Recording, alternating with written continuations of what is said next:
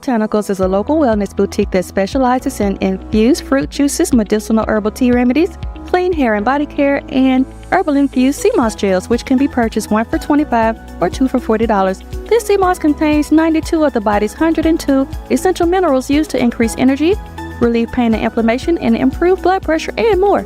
From parasite cleanse to detox and weight loss to blood sugar control, Sonia Face Botanicals has a natural solution for you. Check and double check your voting status.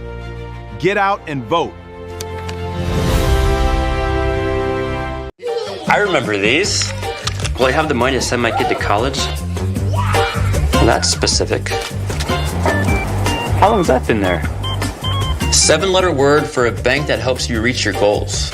Synovus. Order for Synovus? Thank you. Are you Synovus? Yes. Are you gonna ask or should I?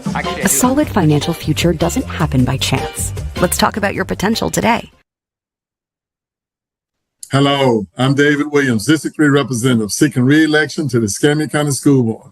4 years ago, I said, together we can make a difference. Today, I'm proud to say, together we have made a difference, thanks to your trust. And because of you, we do not have any failing schools. Our schools are safer, we've closed the achievement gap, and our students are college and career ready. I'm asking for your support again to re-elect me so that we continue the work that we started 4 years ago. Please visit my website at davidwilliams3.com to learn more about my initiatives I have accomplished and the ones I will pursue over the next 4 years. Early voting is August 8th through the 15th, and the primary is August 18th. Your vote is essential to keeping our community moving forward. Thank you.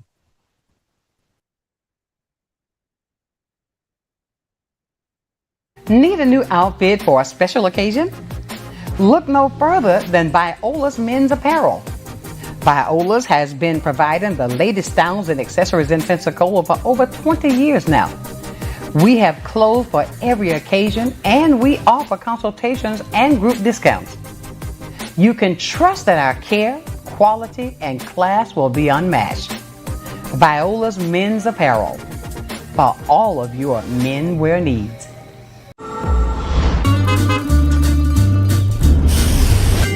Why wait? With Penn Air's fast approvals and low rates, getting a car loan is easier than ever. Penn Air Credit Union. Join us. The State Farm Personal Price Plan helps you create an affordable price just for you. Call State Farm agent Arthur Searcy for your personal price plan today.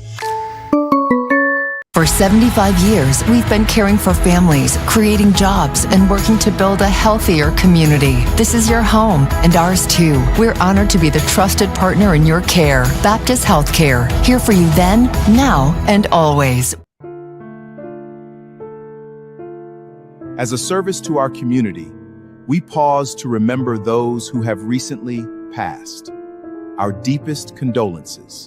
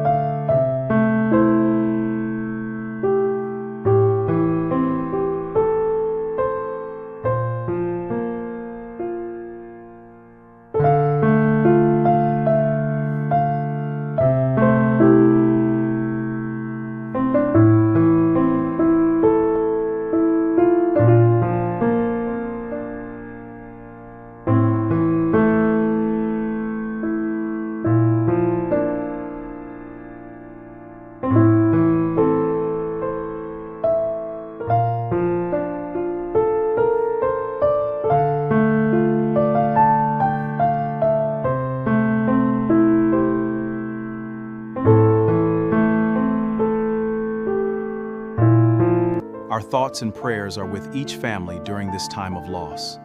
Thank you for allowing WBQP to serve our community.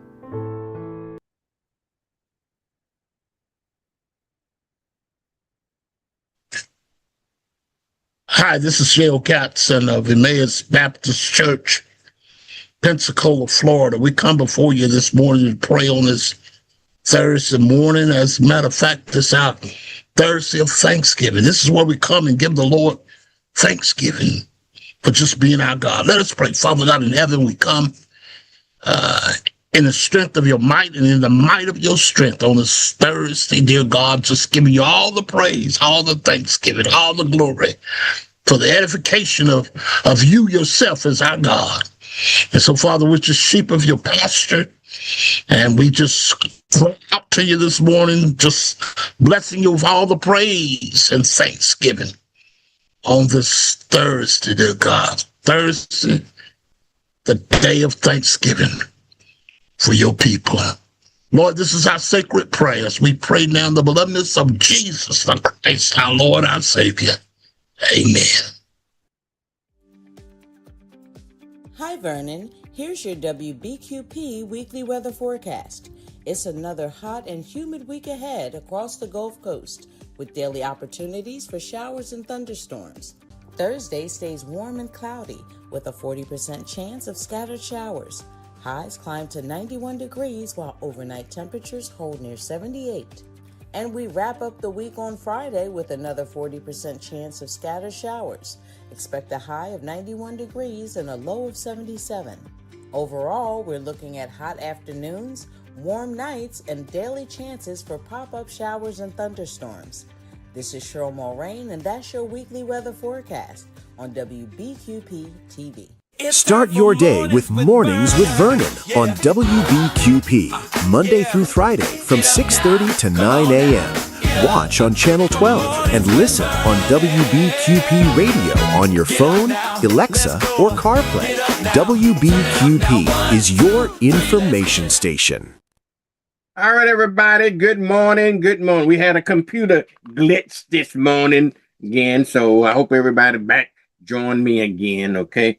I see that Jeannie and Lois is back this morning, so everybody else back. Just give me just a thumbs up and let me know that we're back online again, okay? You know, stuff always happening. And if it ain't one thing, if my daddy would always say, if it ain't one thing, it's 7 or 8. So no, it's another daddy. He said, nope, it ain't one thing, 7 or 8, son. So I think I believe what he's saying this morning. All right, y'all, let's get into some of the community news this morning, if you will. We'll see what we can start off with the headlines. We got quite a number of stuff starting. Good morning. It's Thursday, Vernon. What's in the headlines news for Pensacola? Have a great day. Live from WBQP News Desk, this is your headlines news summary with Vernon Watson. Good morning, Cutie Vernon. It is great to be with you today. What's happening in the news in Pensacola today? A lot of stuff happening, baby. Lot of stuff.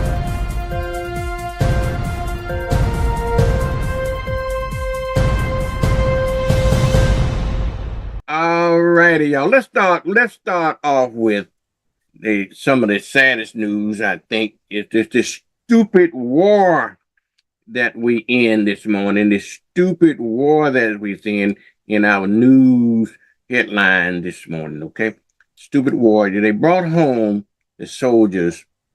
Here are the soldiers that was killed in Iraq over the weekend. Look what color they are. You know, 3 of the 4 people of color. Can you believe that? 3 of the 4. And these are young people, okay? These are young people. So had to die for no reason over a stupid policy of this stupid administration with this more stupid president, y'all.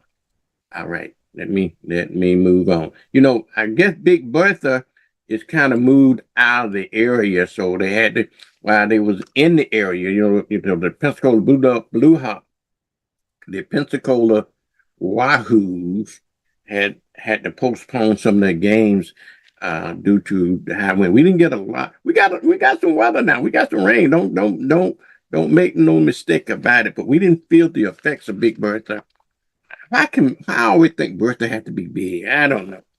I told you yesterday about a girlfriend named Bertha, and she wasn't big at all. She was a fine heifer, I tell you the truth. But anyway, Bertha is slamming into Louisiana and Texas, and so we didn't get a chance to get a lot of. But we was on precautionary measures. We had sandbags out there ready. They postponed the blue Wahoo game. Another thing they did. They were looking at, this is the nesting season for the sea turtles, and they was afraid that the sea turtles going to be swept out to sea or the seawater going to destroy them and stuff like that. So, our white friends, I wonder how any black folks out there saving sea turtles. I hope so, but I don't know. But anyway, our white friends out there going to make sure that the sea turtles going to be okay. All right.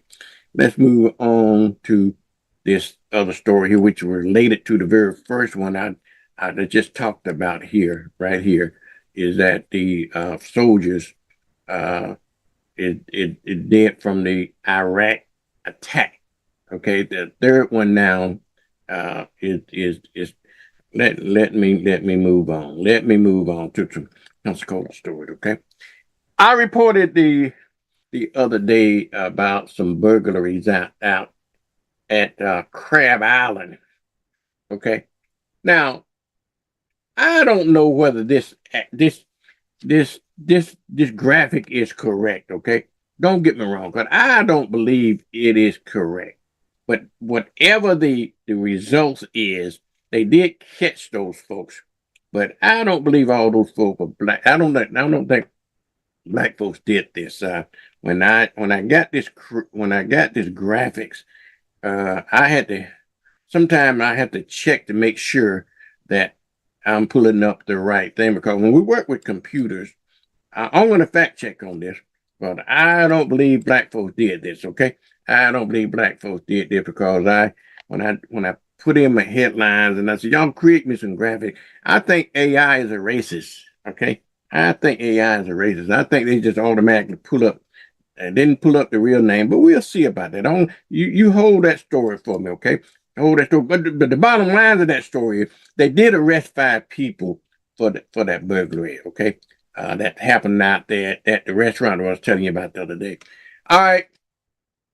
I'm so glad we're getting rid of this food here. Yep. He has drained, the coffers, for emergency money had been depleted over this stupid Alcatraz prison. Good thing we didn't have a hurricane, because if we wouldn't have no money to pay for it. This is what it looked like, y'all. The emergency fund. He done spent all the money on this damn alligator Alcatraz, which they had to end up closing anyway. Okay. Where's Doge when you need him? Okay. Now he has his own state, Doge, looking for DEI, but spending money. These people need to be held accountable for this crap. Okay. They need to be held accountable for it. Okay. While they're wasting money on stuff that don't matter, and then like running down, wasting states refund resources on closing DEI programs and Black History books and all this kind of stuff, and then spending money on fruitless stuff like alligator Alcatraz. They ought to be held accountable. And I hope we get people in office that we need to send him to jail. We need to send him to jail. That's not a good steward of our taxpayers' dollars. I can tell you that right now. Let me move on, idiot. But anyway, City of Pensacola, y'all, is still considering doing a teen curfew as a result of that shooting the other night. I did have a speaking of the shooting the other night. I got my graphics in here somewhere, but they did catch the last of the 4 people that was involved with that shooting yesterday. I thought I had a graphic. I don't know what I do with it, but they did catch it. They said case closed now. The 4th person been arrested, case closed. But the fallout of that is that the city of Pensacola now is finalizing some information on you see what I'm saying about how racist DEI is sometimes. Look who they got. Look what color they got DC Reeves in here. I just noticed this. Lord help me, Jesus, but we know he ain't black. But anyway, but they got this graphic right. Mitch McConnell, I can tell you that right now. But anyway, they're thinking about doing a curfew. Mitch McConnell, y'all, is missing in action. If you know who you don't know who Mitch McConnell is, okay, you might want to get on it. He's a senator that been there for a million years that needs to retire. He's got one foot in the grave and the other one on banana peel, which is on some grease and all of that kind of stuff. If he ain't slipped already in the grave. So question is, they saying that they thinking that, you know, the conspiracy theory is that he's already dead, but they don't want the public to know it. And why they don't want the Republicans to know it? And I don't put this past these Republicans. They do some they dirty tricksters. Okay, they do some dirty tricks. And the reason they don't want him dead is because the governor of Kentucky, which he's representing the state of Kentucky, happened to be Democrat. And guess who gets to replace the senator from Kentucky if this senator goes away? Okay, now, and that is a Democrat. So they don't want that to happen. So they're trying to keep Mitch alive, just like they keep Hope alive. Keep Mitch alive. Keep Mitch alive. Okay, that's what it is. All right, let's move on. Lindsey Graham's sister, Sweetie Pie, they're going to be burying Sweetie Pie sometime or another, but I don't think that she's taking on all of the controversial issues that her hawkish brother did. So you're going to read about that as you can. I'm just going to go over a lot of these details real quickly here. A man from Gulf Breeze, we got him right, okay? He get 4 years in federal prison for attempting to entice a minor, okay? Janet, what you call them? Perverts. That's what she called them. She called them perverts. Yeah, she called them perverts. But anyhow, keep your eye on that story. Also, they trying to make the mayor of New York City, Mondani, out of something else. They saying that Republican pushing back because he's right. And I think Trump is a war criminal. Yeah, I heard they saying that Netanyahu is also a war criminal because of the acts that they did on those folks over there. And so he's saying that they were saying that he said that if he come to New York, he's going to arrest him. But I don't think New York got the power to do that. But nevertheless, they're just trying to it's Charles, but they're trying to dirty up the new mayor because they don't want socialist communism and stuff like that. All right, let's go to African American news here real quickly. Y'all know Theo, right? Malcolm Jamal Warner wife is suing his mother over his estate. Y'all read about that in African American news, okay? That's happening well, you probably won't get that in the main news. Also, the House prepared to vote on the National Defense Authorization budget. And I got another graphic here down here that they talking about they approved a $1.1 trillion budget for the Pentagon. Y'all please help me understand what is happening here, okay? Keep your eyes out on that story. Another stuff happening in Black America, y'all. The NAACP had its 117th National Convention in Chicago. I think it's Chicago. I believe it was in Chicago this year. They have it almost every year in July. So read about what's happening with that, okay? Also, other news in African American news is the voting rights advocates hold Good Trouble Lives on event honoring John Lewis, okay? So you read about that. They hundreds of events has been planned around the country to honor Good Trouble in the name of voting rights this year. Okay. NAACP also is calling for a federal investigation of these two black men in Tennessee, where the police killed folks up there in I think it's up in Memphis. Keep your eyes out on that story that's happening in Africa, America.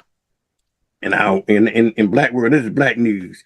Also, the federal judge rejected the Justice Department effort to obtain voting rights stuff from New York, out of New York there, where the Trump administration is trying to get more voter suppression stuff. Okay, this lady here out of Georgia, this black lady, black Georgia teacher, she was found. If you hadn't heard about that story, you need to read about it. But she was found, a black teacher was found not guilty on all 13 assault counts. The jury cleared her on some special education stuff about that she was involved with students. You need to read all about that. You probably won't hear that in the normal news, but that's what happened in Black News. Also, more stuff in Black News. You probably heard that. You never heard of Arthur Jeffy. He's a celebrated artist. He's trying to transform the black experience into art, visual art, and stuff like that. I like to report new cultural news and stuff like that. Keep your eyes out on that story as well. More Black news you can use. Black representation faces challenges after the Supreme Court voting rights ruling. We all know what's happening. The decision that the Supreme Court made has really threatened our existence. And so Black folks now, we're not going to just lay down and take it. So we're actually doing something about it across the country here. All right, let's go on to this genius here. Pete Hegseth is a poor excuse for a Secretary of Defense. But anyhow, they want some emergency funding, $87 billion emergency funding as this stupid war goes on. Okay, they got almost $1 trillion defense budget. Now they want an $87 billion more to supplement this war. I hope Congress ain't stupid enough to fall for that okie doke. I had to report yesterday that already he admitted they already spent $37.5 billion already on this war already, and if that's what he testified to. So in that case, they're gonna spend three times more, and now they're asking for $87 billion more to support that. Think so. Jay Clayton, y'all, was nomination. He's going now.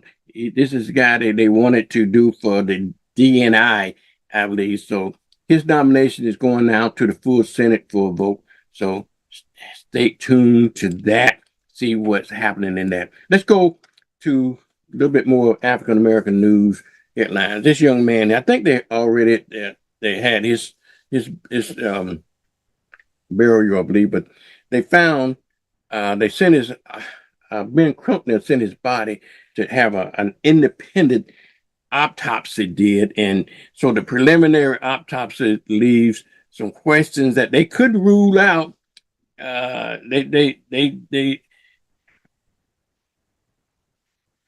Y'all help me understand the pathologist rule.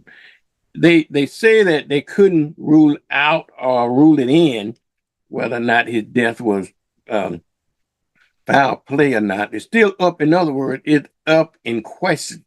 And the reason for that is because they're saying that because the pathologists here in Mississippi removed some body parts, something like that, and they couldn't conclusively make a decision on what happened in that.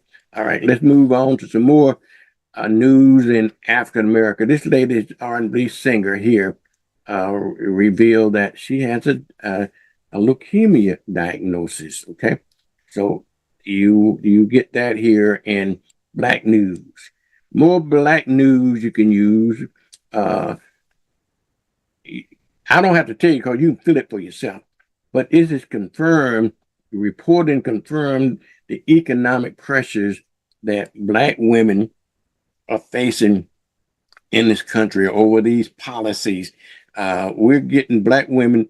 You know when they say if white people get a cold, we got the flu. Okay, if men get a cold, women got the flu. So in other words, and when not only women, but if you're a Black woman, it is worse. So pull it up and read about that studies. I don't have time to get into all these great stories, but I just want to report a lot of these things.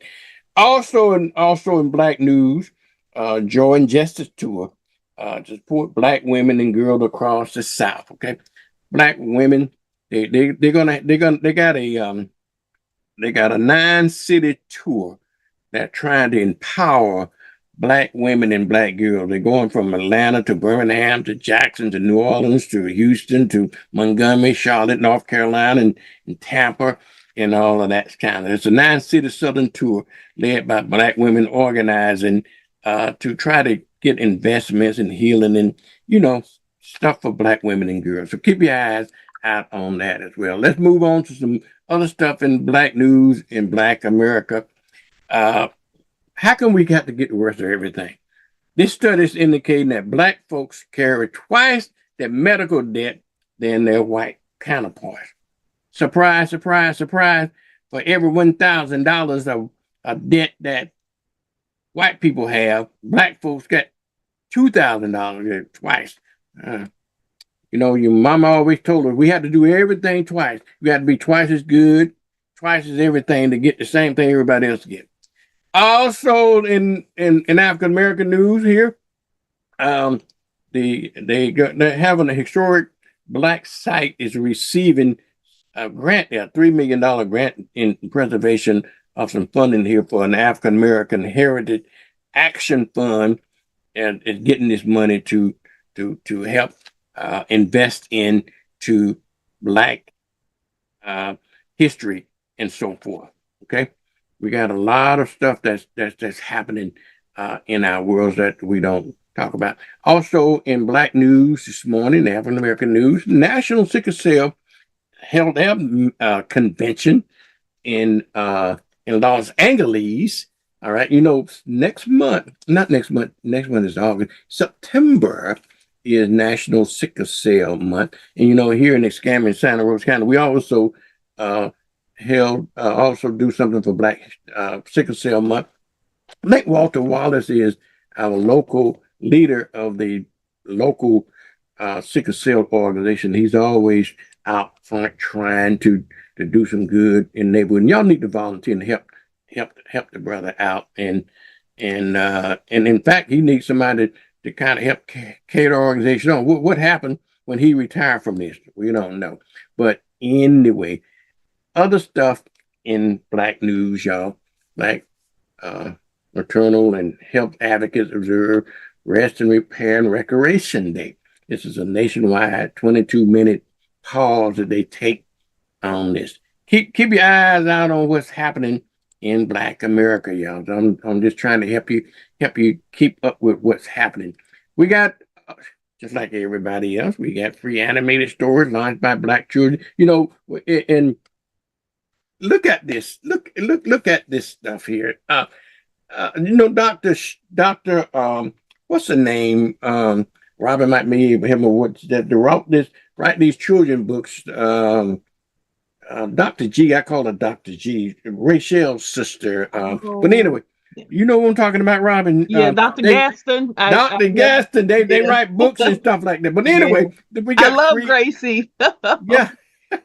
So, but anyway, the Gracie series and so forth. That you know what I'm talking about here. All right. And then another before I get out of African American story, the 11-year-old boy, they send read to shelter dogs for 100 hours. A young man is receiving national attention after he spent over 100 hours reading aloud to shelter dogs to try to comfort the animals and help them become more adoptable.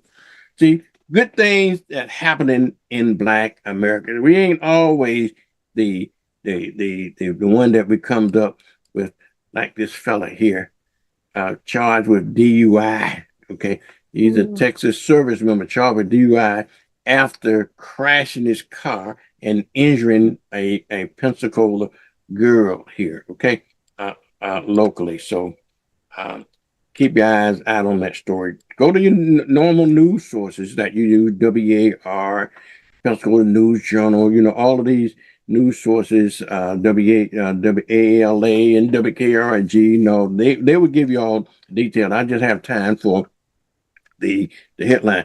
Also, I don't know what's happening over in Pritchard, Alabama. They made 2 more arrests over there.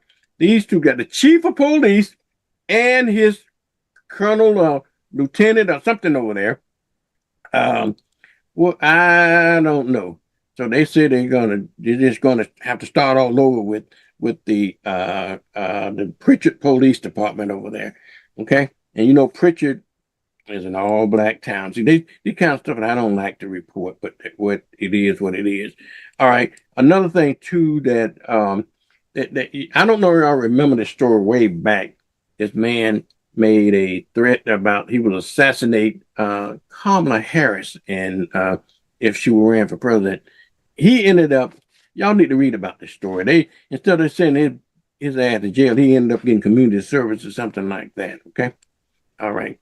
And then other story you might want to read about in Black America. This has got to be with Chapman Bowman and his brothers and stuff like that. They suing each other over some stuff over there. All right. This man here also in Black news you can use. He's an opera singer. Okay.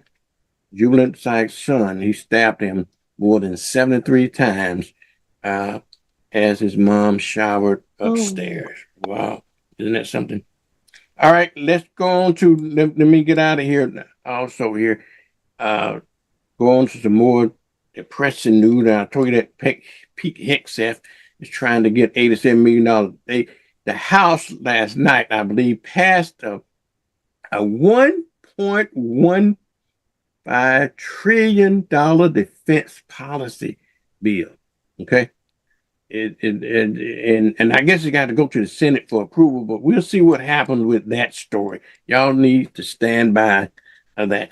Now, the last thing I want to talk about before I bring my Thursday morning guest on this morning, which is Miss Robin Richard, is Cuba. Why don't they just leave Cuba the hell alone? A country that's struggling as much as Cuba, and they haven't done anything, and they trying to determine whether or not we should attack Cuba. That is so stupid, if you ask me. But nobody asked me. They don't have to ask me. I'm going to give you my opinion about it, whether they asked me or not. Good morning, Robin. How you doing? Sure. Robin is on with us every morning. I get so worked up in these news stories, Robin. You are our local Roland Martin. You're the Gulf Coast Roland Martin. You are. Oh, is that right? You are opinionated and passionate and opinionated. That's what I'm talking about. And you're for the community. Yeah, I'm pretty opinionated now. That is for sure. Yeah, I'm definitely, because Robin, I don't know these stories. I tell you the truth. Sometimes I wonder about us, okay, about us and where we're going with our future and everything. I tell everybody if they want ejected news, they don't want to. They better get it from somewhere else. Listen, I don't worry about us. I have to remind people, I'll just say in general, that at least and particularly legally, and I know there are some social and cultural things that sometimes they lag, sometimes they are far ahead, but legally we have been full citizens in this country since 1 or 2 years after the Civil War. So 1865, 1866, 1867, 1868, whenever that amendment was ratified. And the I'm talking about just since then, you've got, if I can do my math, 2026 minus, you've got 160 years of amazing progress. Absolutely amazing progress. And I'm not even talking about being on the continent of Africa and being on other continents and making, including North America, and making these amazing strides. I'm talking about just for those African Americans who were enslaved, and then the African Americans who others had the mentality of slavery. Now, there were some African Americans who had the mentality of slavery, and there's an argument to say that sometimes that still goes on today. But you have to give credit to the 99, I'm going to use that ivory soap, 99.44% folks who have just made it, and to hold us to the 0.56 0.56% of folks who just ain't got their stuff together yet. But, you know, I mean, but and Robin, who is that? Somebody used to say the they don't report on the planes that land. One of the former sheriffs used to say that they don't report on the. I'm sure he got it from somewhere else. They don't report on the planes that land. And so think of the 160 years that we have landed the plane fabulously, have helped design the plane and elements on the plane, and you know. Yeah, we don't let one hiccup. I'm okay. I'm off of my opinionated, passionate. But keep that thought in mind. But you know, I agree with you about the 99.4. Okay. 0.44. Give Ivory Soap the full credit. 0.44. Okay, the 99.44. I was raised on Ivory Soap. I saw that every time we peeled away that. I want to tell you about the 99.4. Okay. I'm going to tell you about my 80-20 rule, okay? Okay. Now, in my 80-20 rule, I always say that you don't worry about the 80%, okay? Because you can live. And I tell people, I wrote my a relationship book one time, Robin, which I never published, but I did write it. And I wrote it based on the 80-20 rule, but I kind of reversed it a little bit. So I can make it a little, I called it the 20-80 rule. Okay. Okay. Now I wrote this book for women, because women and men are so far apart. You know that women, you know that book that other guy wrote about men are from Mars and women. Women are from Venus. Somebody. Yeah. Yeah. He wrote this book, and he's absolutely right, because we are actually from two different planets. Okay. And how we communicate with each other. But I always say there's people, and these women always out there looking for the perfect guy. And I always say, no, you're not going to find the perfect guy. Okay. If you can find somebody that meets 80% of what you want, you may want to consider going for it, because there's what I call the 80% plus rule. Okay. Because it could be more than 80, it could be 99%, but I doubt you ever get that high. But you're never going to get 100%er. If you can find, but just sticking with my rule, I just say, if you can find somebody that made 80% of what you want, you might want to go ahead and try to go for it. Okay. But however, the 80% is important. Okay. But what's more important than the 80% is that 20%, because that 20% is far more important than that 80%. Let me tell you why. Because if you meet somebody that meets 80% of your needs, but you're going to have to be able to live with that 20% in order for it to work. Okay. If that 20% doesn't work, 80% doesn't mean anything. That's for an example, what I use in my book. For an example, you know how women, you know how y'all want to try to change men. Okay. I change them. Maybe I ain't drinking, agreeing with that. I ain't agreeing, but keep going. But anyway, maybe the man in your life, his 20% might be drinking. Okay. Well, she said, I can live with that. If you can't live with that drinking, then you need to walk on. But they or it might be womanizing. That 20% might be womanizing. The 20% might be drugs. Whatever that 20% is, you're gonna have to be able to live with that 20% in order to make that 80% work. Because when you go into a relationship, and if you're thinking that you can change that 20%, then you still only got an 80%. You may be able to do it, but I doubt it. But you only got an 80% chance of changing it. But you still got lacking a 20%. So I look at your 99.44 is the same way. There's 5.6 that's left, right? Point it's just 5. like it's so minuscule. But go ahead. Yes. Okay. Yes. Okay. Take for an example. If you buy blueberries, okay, for an example, okay, 44% of those blueberries are good, but you got one in there that's rotten, okay? Now, do you think just because that one blueberry that's rotten in there, or unless you remove it, it's going to affect everything else in that 90? That after a while, if you leave that 0.54 in there, it's going to eat up that 99 if you don't carve it out some kind of way, right? So you got to remove.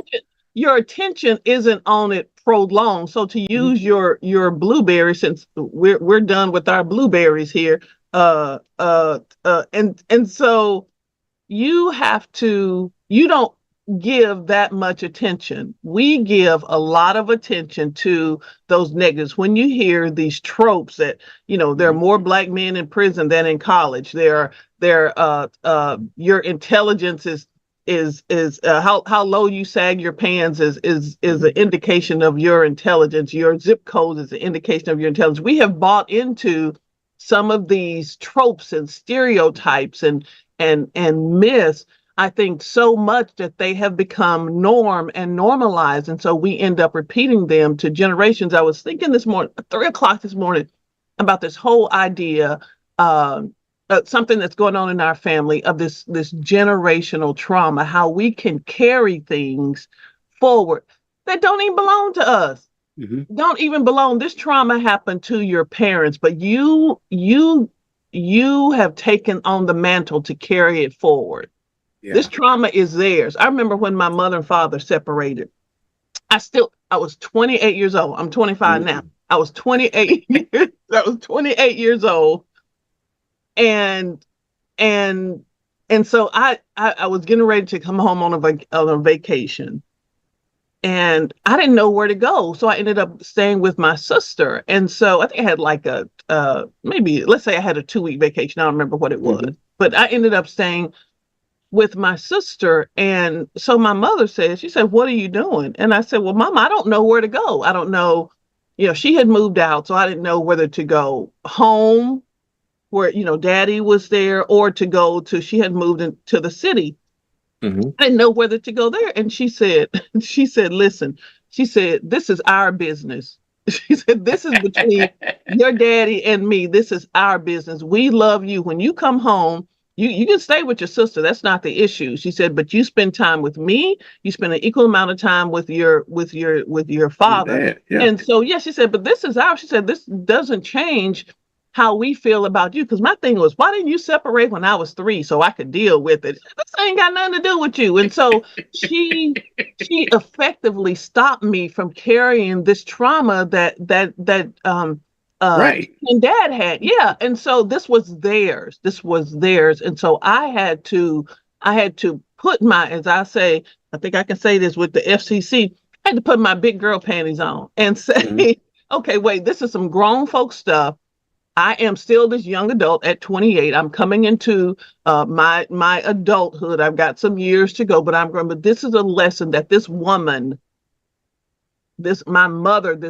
taught me that I did not deserve. I did not need to carry on the trauma that her and Daddy were going through. It was not mine to bear. And so, I can acknowledge it, that this happened but I don't carry that forward. And so then I don't need to the rest of my life, the rest of their life, certainly I don't need to hold that standard that they had at that one point in their life to bear going forward. That sort of generational trauma that we carry when we continue to talk about, and I'm not saying when we continue to is negativize a word, when we say things like that, like, when we say, well, pull your pants up. Well, that has nothing to do with my intelligence. How I wear my hair has nothing to do with my intelligence. Just ask, what's that man, Elon Musk?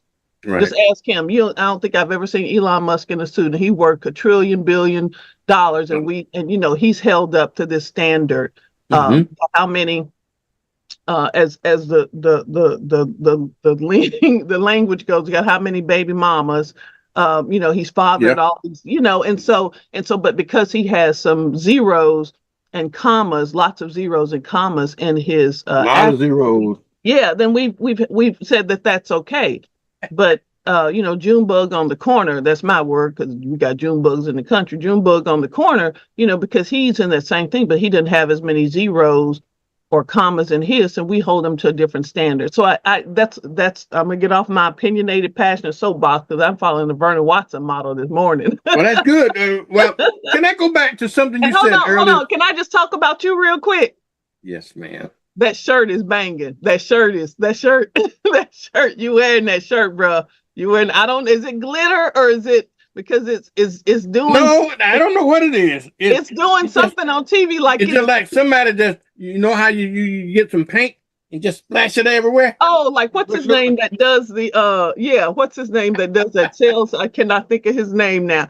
But I've been watching. One of my favorite actors is Coleman Domingo, and so he is hosting Jimmy Kimmel this week. And so of course this man dresses. He dresses not to impress you. He dresses to impress himself. And so did you see him out there with his Monday night? He came out there looked like he had his what you call it, your nightgown? What you call it when you what you call it when you get ready to go to bed, but you. Your house coat on. It looked like he had a house coat suit on. Yeah, it was longer. Yeah. Then he had that tuxedo on. I said, I think I need to get Lloyd Richard that tuxedo.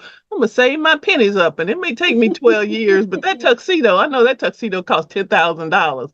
I'm gonna get Lloyd the $10 one now. I'm gonna go down to you gonna get him the knockoff version of it. Hey, where's Gladys when you need it? Gladys died and gone to heaven. Where's Gladys when you need her? I gotta call Sheila or call them. Nehemiah. Go to Nehemiah. Nehemiah, can you get that?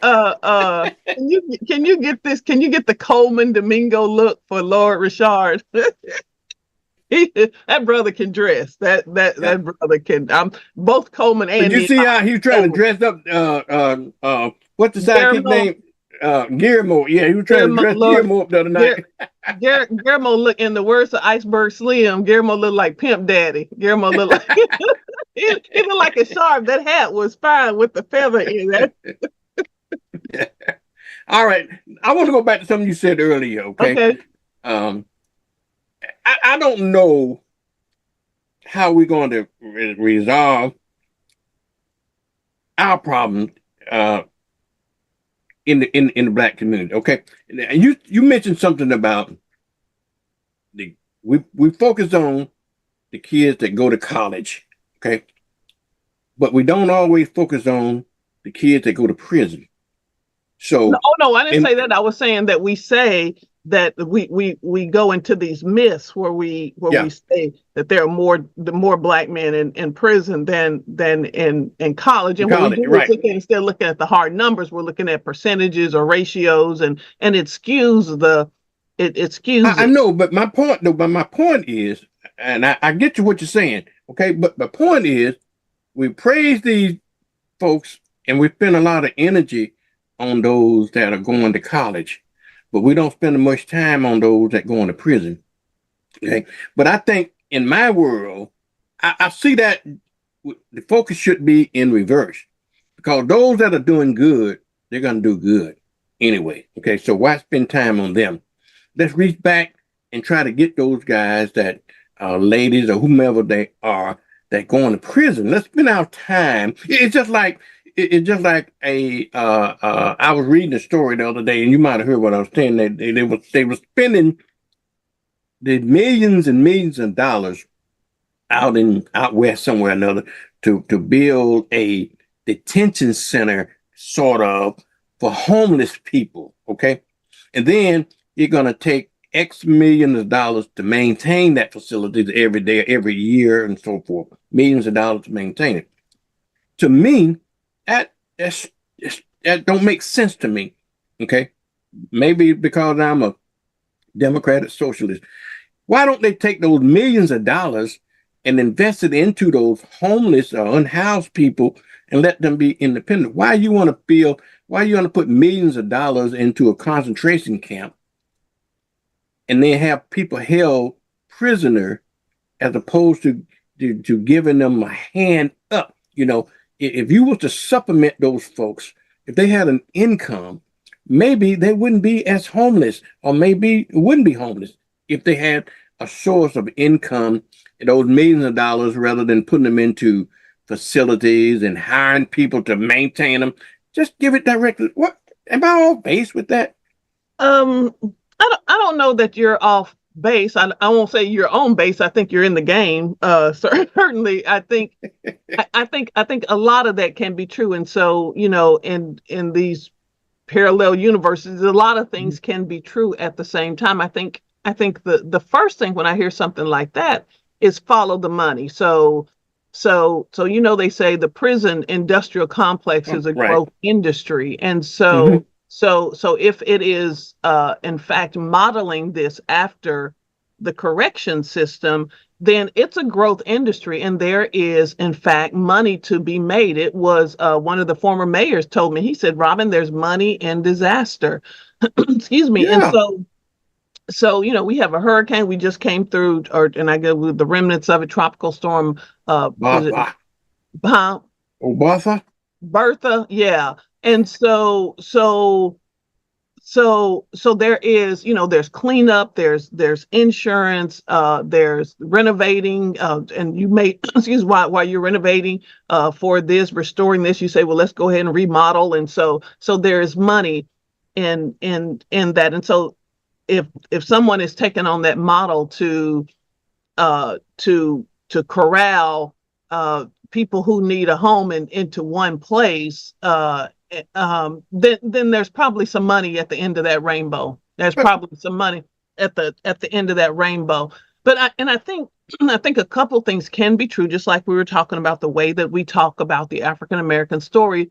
A lot of things can be true. That it is true that you have folks in college. It's true you have folks in trade school. It's true you have folks on the street hanging on the corner intentionally. It's true you have folks in prison who have done these misdeeds, and this is their accountability for that. And so all of those things can be true. One is no more or less than the other. I remember I was in as part of a social psychology class. I wanted to study. It was almost that same thing. Excuse me. It was what impact, I think my thesis was my question was, what was the impact of education on, what was it? The impact of how education impacted someone going to college, and so, or someone committing a crime. I think that was it, because you always heard this you know, sort of stereotype. You don't finish college, you're going to end up in prison, all this. And I got a chance to interview this was a medium security prison. And I got a chance to interview someone who was hadn't finished high school, someone who had high school and some college, and then someone who had a PhD. Right. And so which one, based on what you've heard, had committed the murder? Probably on PhD, but go ahead. But yeah, that was it. that was it. And I didn't know, part of it was in this way to sort of have a controlled blind study in this very small population. I didn't know what they did. And our agreement was they would not tell me what they did. I'd be doggone this guy who had what PhD mean. People have to die. Oh, well, okay. All right. I didn't know that going in. Glad I found this out, how many ever years later. decades later. And so he had a PhD. But what happened was on the street, what had happened was he came home and found his wife in the arms of somebody else. I think they lived on a boat or something. Came home and found his, and he this is, they call it, in the throes of passion. And so so he ended up murdering. And so his PhD didn't matter. So I don't know that you can equate this, because again, we equate this. It's like, what's his name, Michael Milken, who did the financial crimes and went to jail. And so I think we categorize these things together. People who are homeless or unhoused don't have this intelligence, or they're not smart or something like that. So these folks are able to survive. Maybe not thrive the way that we do, but they are certainly able to survive. We always, but the problem is, you just illustrated a little bit about your example, okay, and what your thesis and what your hypotheses found out, that we focus in more on the positive than we do the negative. I'm going back to my what's wrong with that? What's wrong? Let me tell you what's wrong with it. Okay, let me tell you what's wrong with it. And even in the focusing, it's not to say that you discount those negative things that happen. It is the acknowledgement of those, and then how do you move forward? Our challenges is when we, back to my example of the generational trauma, how we end up holding those things and carrying them forward. Yeah. Well, my example, your granddaddy was no good, so you're no good. My great grandchildren are going to be that we project. But all that stuff is self-fulfilling prophecy. But what I'm saying is is that not necessarily not the focus. We got Cliff coming in because he got to give us a report on last week about that young lady. But we'll get him in. Okay. But I want to get back to the point of, I think that we should focus on the negative. Just like I tell you about my 80-20 rule. Instead of focusing on that 80%, let's focus on that 20%. Go back to my example I told you about the blueberry, okay? If you don't remove, it's just like cancer. If you don't remove that blueberry out of that bunch of 99, 44, 100% other blueberries, it's going to affect everything else. So why focus on, okay, let's eat as many of these blueberries as we can before they rot. Let's remove this. Let's put some emphasis on that one blueberry, that 0.54 or that 20%, whatever you want to call it, and let's fix that problem for it's just like cancer. We're agreeing. We don't focus on it. We deal with it and move on. Let me deal with this. Let me remove this blueberry here, and then let me eat this. I go out to the backyard and I see a tree full of blueberries. If I go, oh, let me see that one blueberry that's rotten. Okay, now I got to go and take off all of our blueberries. No, I'm gonna sit here and eat all the positive blueberries. I'm back to your shirt. Your shirt is doing some amazing things. That's all I'm saying. Okay, so that's what I'm saying. And then we kind of match. I put on this scarf. I was trying to up myself. Homeboy come on and he looked like Coleman Domingo stepped out, like him and Coleman Domingo share a closet. So I was trying to step up with my scarf. Homeboy Jerry. Yeah. So that, I think we're saying we're taking two different roads to get to the same place, and I think that's all. Okay. That's all right. Is you taking out? Okay. You're saying focus on those blueberries. I'm saying take it out, move it. Replant it. Replant that blueberry, blueberry. Replant it. Eat the other ones. Okay. I think we got Derek. Derek, you sitting in for Jerry this morning? Good morning. Hey, good morning, Derek.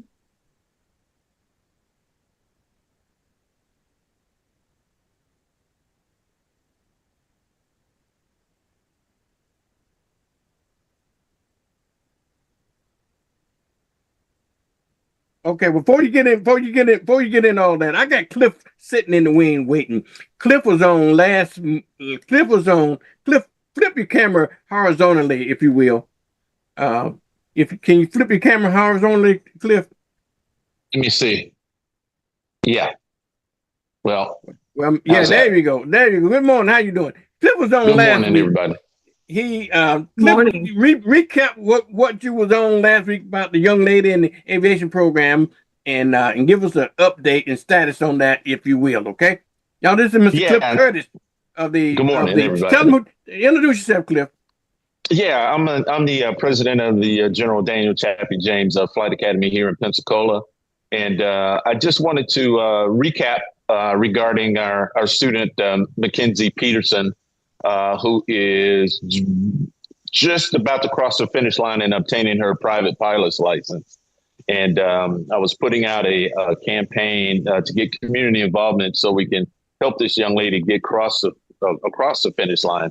So we still anticipate her completing that process and getting her certificate around the first week in August. And that's weather dependent, when she can go fly and do her last 2 cross countries and do her check ride, all of that sort of thing.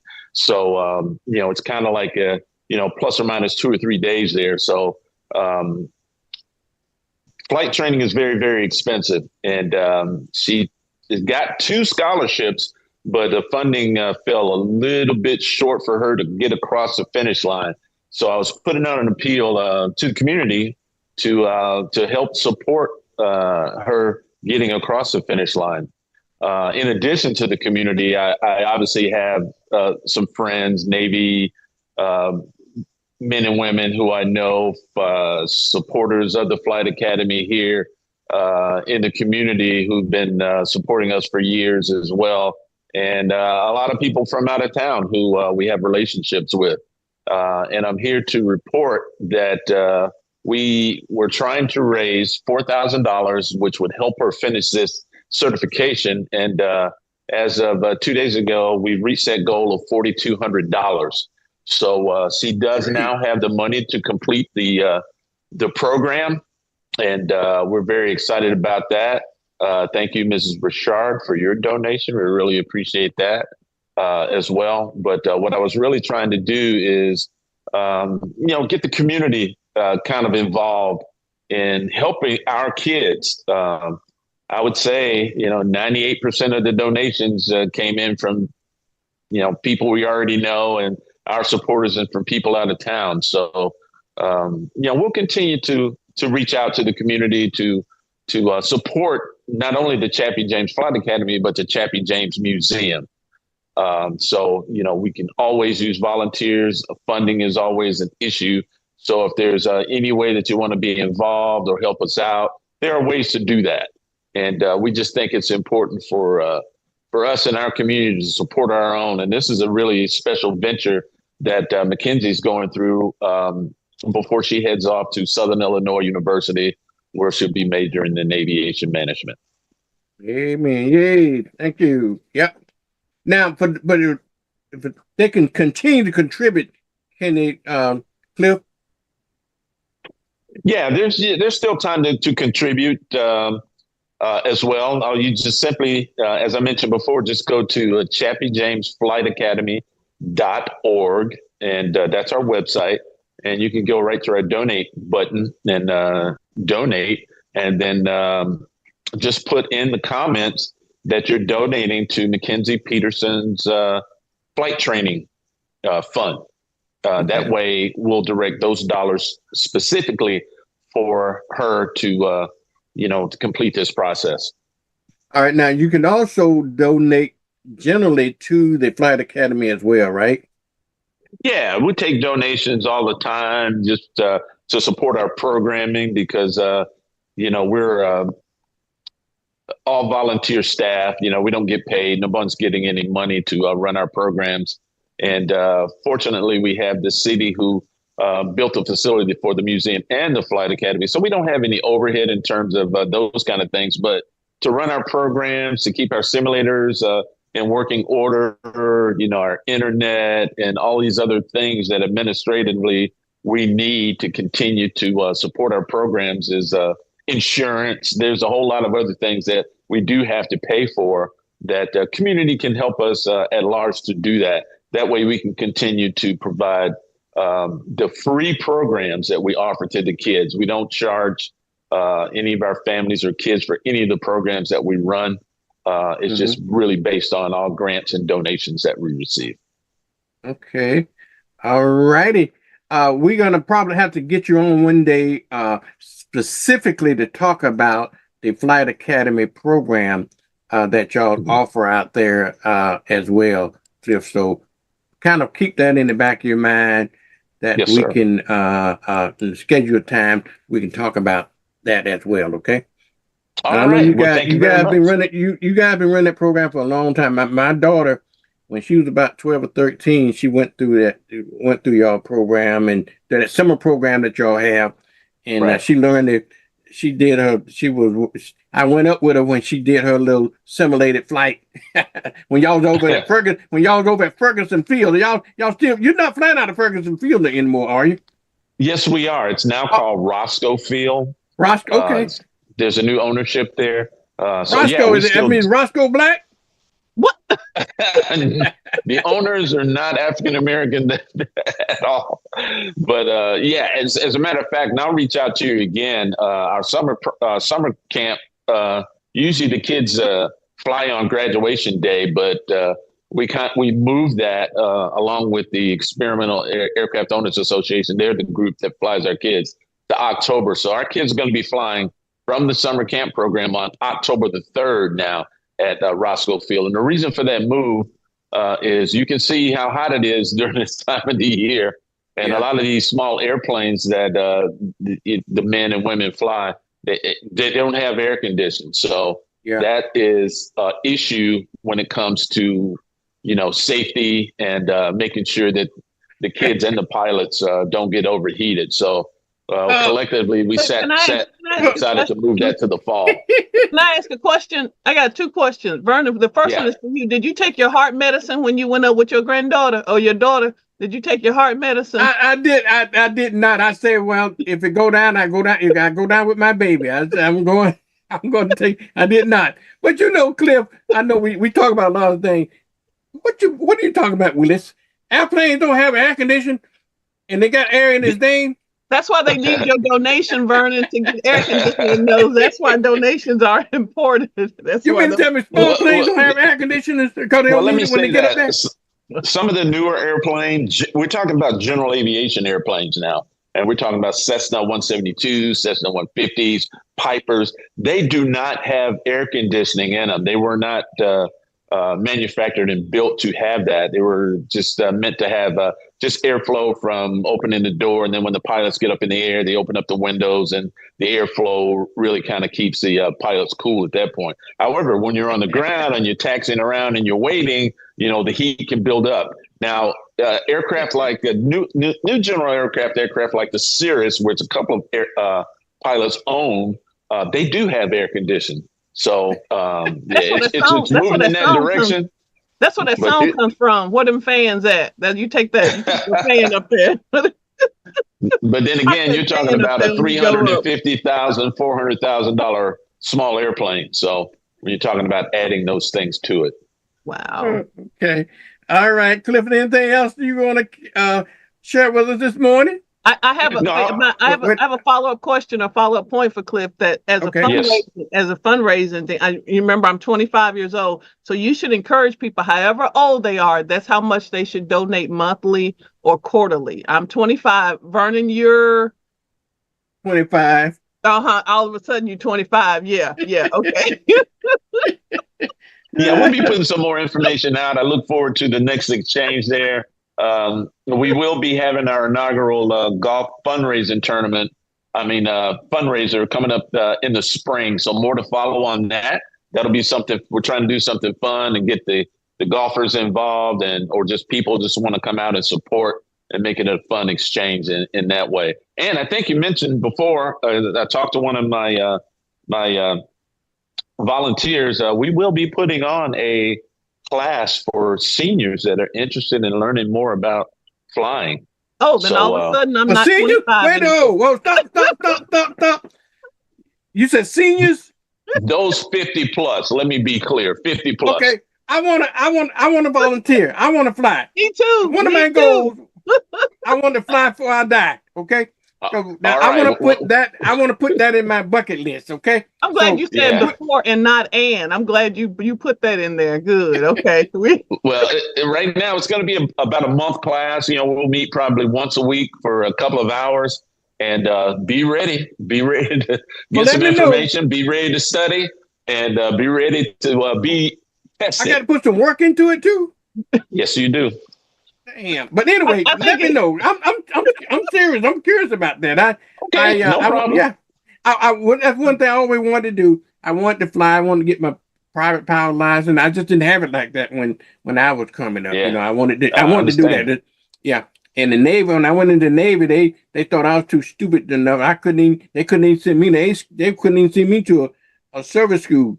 So I didn't get a chance to do all of that. So I would love. I'm serious though. One of the things I always wanted to do was flying and dancing.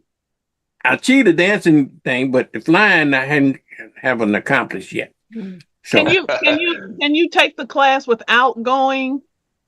Without flying? Yeah. Can you do that? Those you want to go to ground school? Comfortable. No, it's not going to be a class where you go flying per se.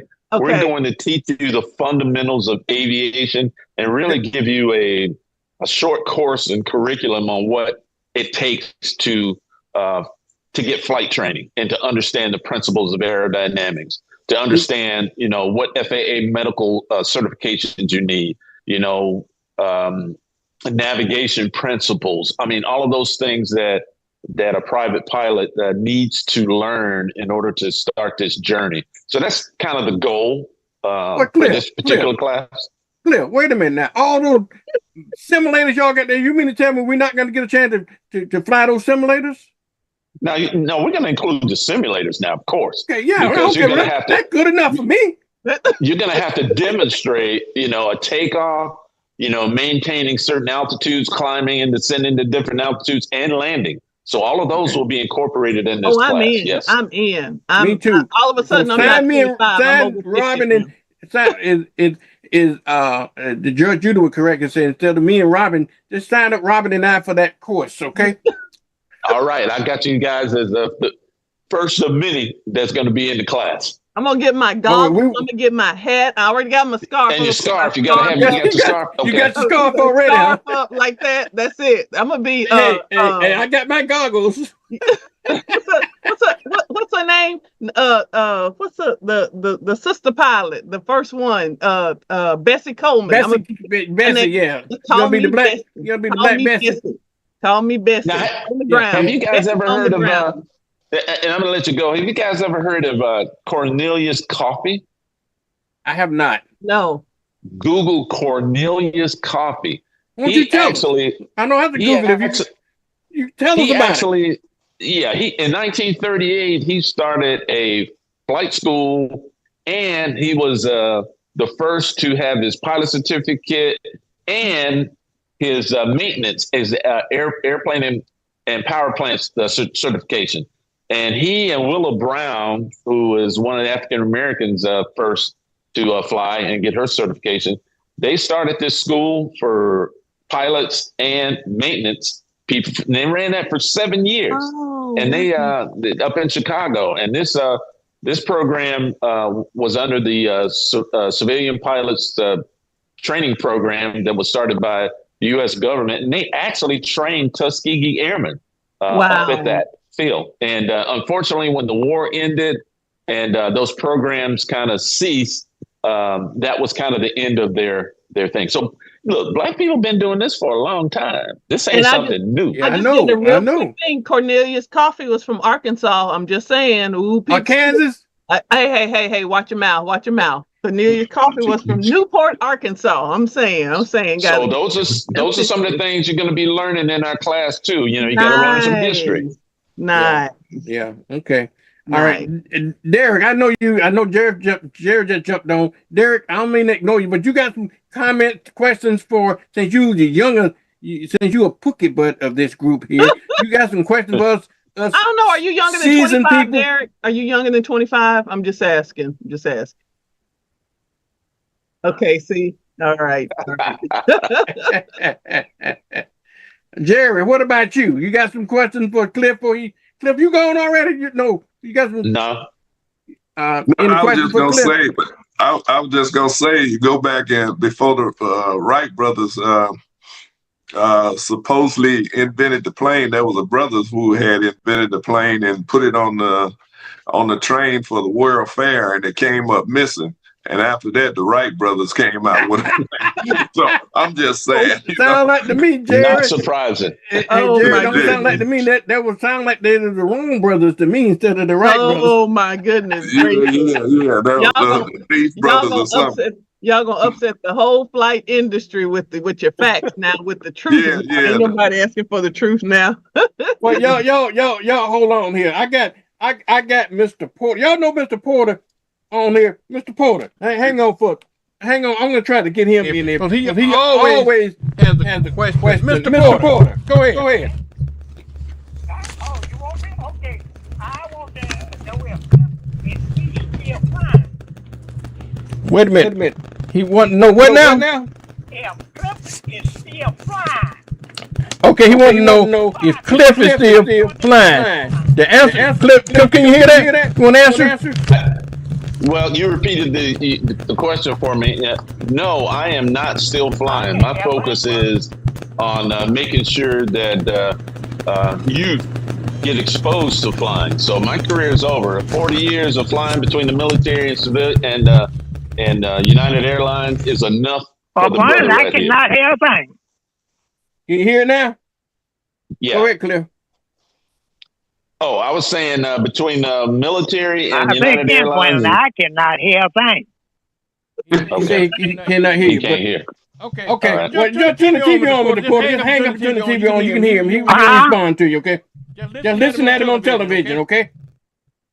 Okay, I'll listen to him on television. Okay. No. And repeat your question again for him so he can act. Hung up. Go ahead, Cliff. Uh-oh, somebody's gone. No, he just hung up. He listened at us on television. Now let me tell you about Mr. Porter. Okay, he's 88 years old. He actually had a pilot license when he was a young man. But go ahead and answer his question. And he was a Navy man, and so he's always interested in these subjects. I'm gonna let you go ahead and respond to his question. Okay. Yeah, his question, I believe, is, am I still flying? And the answer is no, I am not. I'm putting all of my energy and my focus on exposing our youth here in Pensacola and the surrounding areas to aviation and aviation careers. My flying career spans just about 40 years, and I've hung it up, and enough is enough, and I'm happy to move on and just share what my experiences over the years with the next generation, and let that evolve from there. As you know, I stand on the shoulders of many others who came before me in this industry. Well, share with him your career, because he may not be familiar that you was an airline pilot, you was a Navy pilot, and since he loved aviation, he loved military and so forth. So share with him your story real quickly. Okay? Well, growing up here in Pensacola, as Chappie James did, I was enamored by flying, because this is a cradle of naval aviation. My dad spent 20 years in the United States Navy as a hospital corpsman. He retired in 1968. So I was always around military. So my passion for aviation started with my grandmother, who exposed myself and another neighbor girl to a flight from Pensacola to Mobile on an airline back in, I don't know, I was 5 years old, so it was a long time ago. So that seed got planted in me. And then when I went off to college, after that, I decided that I wanted to enter the Navy, and I became a Navy pilot and did that. Had several tours, including Desert Storm, came back as an instructor at NAS Whiting Field for several years. And then in the reserves, as you know, Mr. Watson, I went over to Duke Field and flew with the 5th Special Operations Squadron C-130 unit there for several years. But during that transition, I was hired by United Airlines in 1995 and spent almost 29 years flying for them, flying different airplanes based in Chicago. I was based in DC and Houston, and retired in 2023. So that's a long time for me. And I was happy to retire. I don't miss the flying. I do miss the people and the camaraderie over the years, not only with military personnel, but with my friends at United Airlines. And I've been asked to do some aviation consulting with different companies, but I'm having a good time just hanging out and drinking coffee in the morning and not having to answer to anybody but myself. Well, very good, Cliff. Very, very good. Yeah, you had a great career. You retired from was it United? You retired from? Yes. Okay. Now, I was going to ask you one question about that. Have you what types of aircraft did you fly with United? Did you ever get a chance to fly the one of those big 747? So United got rid of their 747s several years ago. There's a lot of things that come into play in what aircraft you desire to fly. I flew the 727, the 737. There's two versions of that. I flew the 757, the 767, and the Airbus 319 and the 320. Those were the airplanes that I flew for United during my career. And a lot of what you choose to fly is based on seniority. And basically, I had enough seniority to fly any of the equipment that United had, but it was a matter of where you fell on the pecking order in terms of your skill. So I focused a lot of my attention on being senior in my category. As an example, I was a captain on the Airbus 320 for 14 years, and I left the United, retired United as the captain on that. But in Houston, I was a number 2 guy in the base. So I got whatever schedule I wanted during that time. And that was key for me to be able to choose. Hey, you can choose stuff like, hey, I don't want to fly before 9 o'clock in the morning. I want to be home before 5.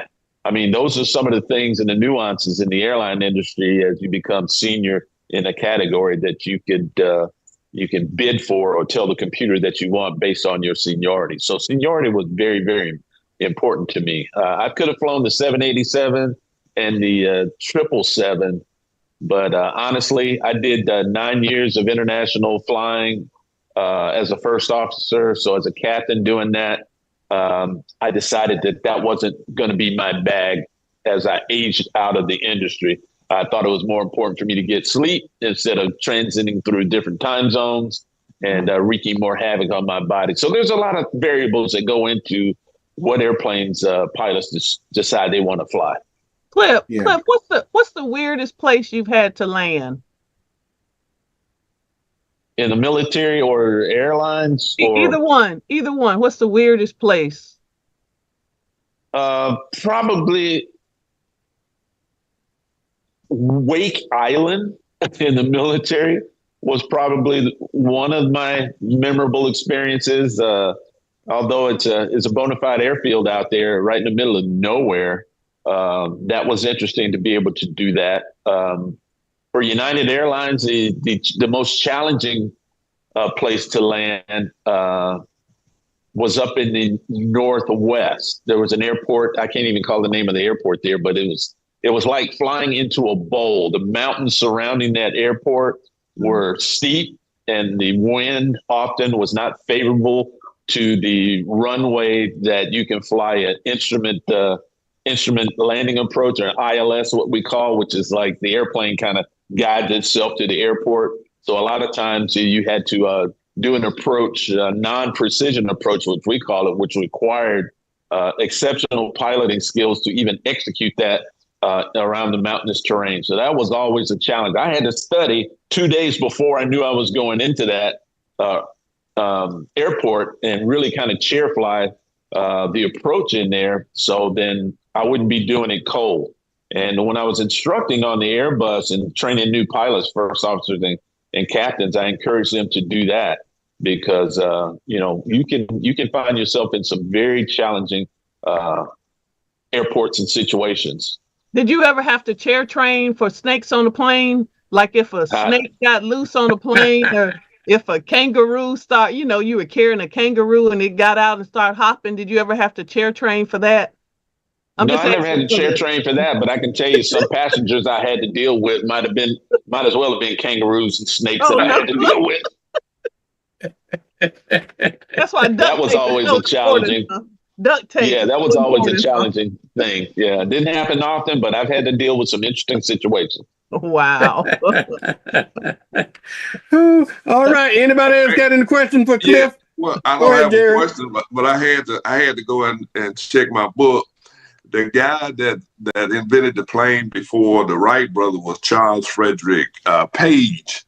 And then he put the plane on the train to send it to the World Fair, and the plane came up missing. And right after that, the Wright brothers came up with a plane. So I just wanted everybody to know that the first plane was not built by the Wright brothers. It was built by a black man in Louisiana. Yeah. I think I lost audio. Can you guys hear me? Oh, we can hear you. Can you hear me? Yeah, we can hear you. Oh, his screen is frozen too, so he may be having some challenges. Yeah, Cliff, we can still hear you if you want to get back in, okay? All right. Okay. You back now, Cliff. I think he in and out now. Frozen, yeah. Okay, but he'll jump back in here. And Robin, the first car was built by the Ambrose family in Fort Smith, Arkansas. See, Vernon. That's why you need to get your pronunciation enough. Correct. You better what that man say, Birdman say, you better put some respect on my name, put some respect on my state. But you know what though, he was a friend. Just want to say this: he was a friend with Henry Ford, right? Yeah. Henry Ford got the schematics and everything of the, and went back and built the car, and then mass produced it. So we gonna talk about that trickery later. I'm just telling Vernon need to put some respect on our state now. Robin. John Johnson, what's her name? Cage Bird sings. Maya Angelou, Cheryl, what's her name? Cheryl the comedian. Underwood. Cheryl Underwood. All of these folks from Daisy Bates. Wait a minute. And Gerald will know this one. Say McIntosh. You know. Ray McIntosh. Robin. Sweet potato man. Put some respect on that state, Vernon. Robin, I concede. I really concede to that. I think you all got it right. I think Kansas got it wrong. Okay. I honestly do think Kansas got it wrong because maybe they want to be a little more sophisticated, but I think they got it wrong. When you think about it, KANSAS. That's Kassaw, right? That's Kassaw. You sound it out, right? From a family of educators. Get Vernon Watson. You come from a family of educators. Get Vernon Watson. Tell him to put some respect on our state. I'm gonna get Birdman on you, Vernon. So Arkansas is the right pronunciation, as far as I'm concerned. Kansas got it wrong. They should be called Kassaw instead of Kansas. They should be called Kassaw. Yeah, right. So go ahead. Yeah, go ahead, jump in.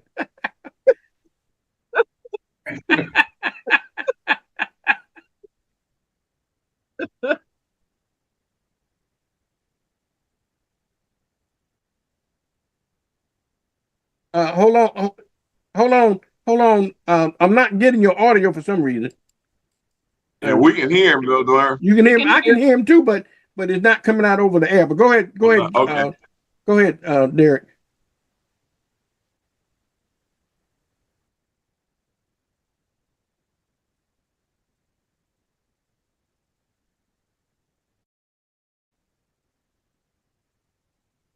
Oh yeah.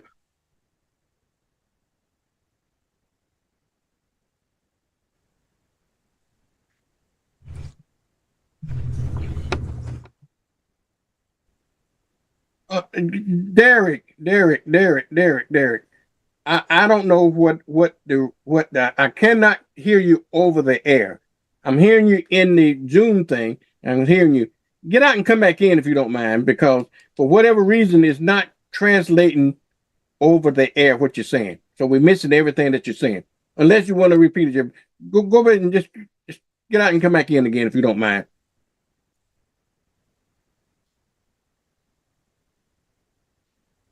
No, I got him completely off of there. Was Jerry, I can hear you. And I can Yeah, hear. since we're talking about meetings, our town hall meeting is tonight at 6 o'clock. Move for Change town hall meeting, and also I know Derek probably hit on this too. On August 1st, we got Equal Ground coming to do the legislative breakdown. So I know Derek gonna talk about that a little bit as well. I see Derek is back. Go ahead, Derek. All right, Derek. I can't hear you now over the air. I cannot hear you. But I can hear you, but I cannot hear you over the air. For whatever reason, I'm not. No, but you go ahead. You go ahead and continue what you're saying, and Jerry, we would kind of repeat it in a little bit. But go ahead, Derek. While I work on it, it might be on my end, but I work on it as you talk here. But I'm hearing everybody, but I cannot hear you over the air. I'm hearing everybody else over the air, but you.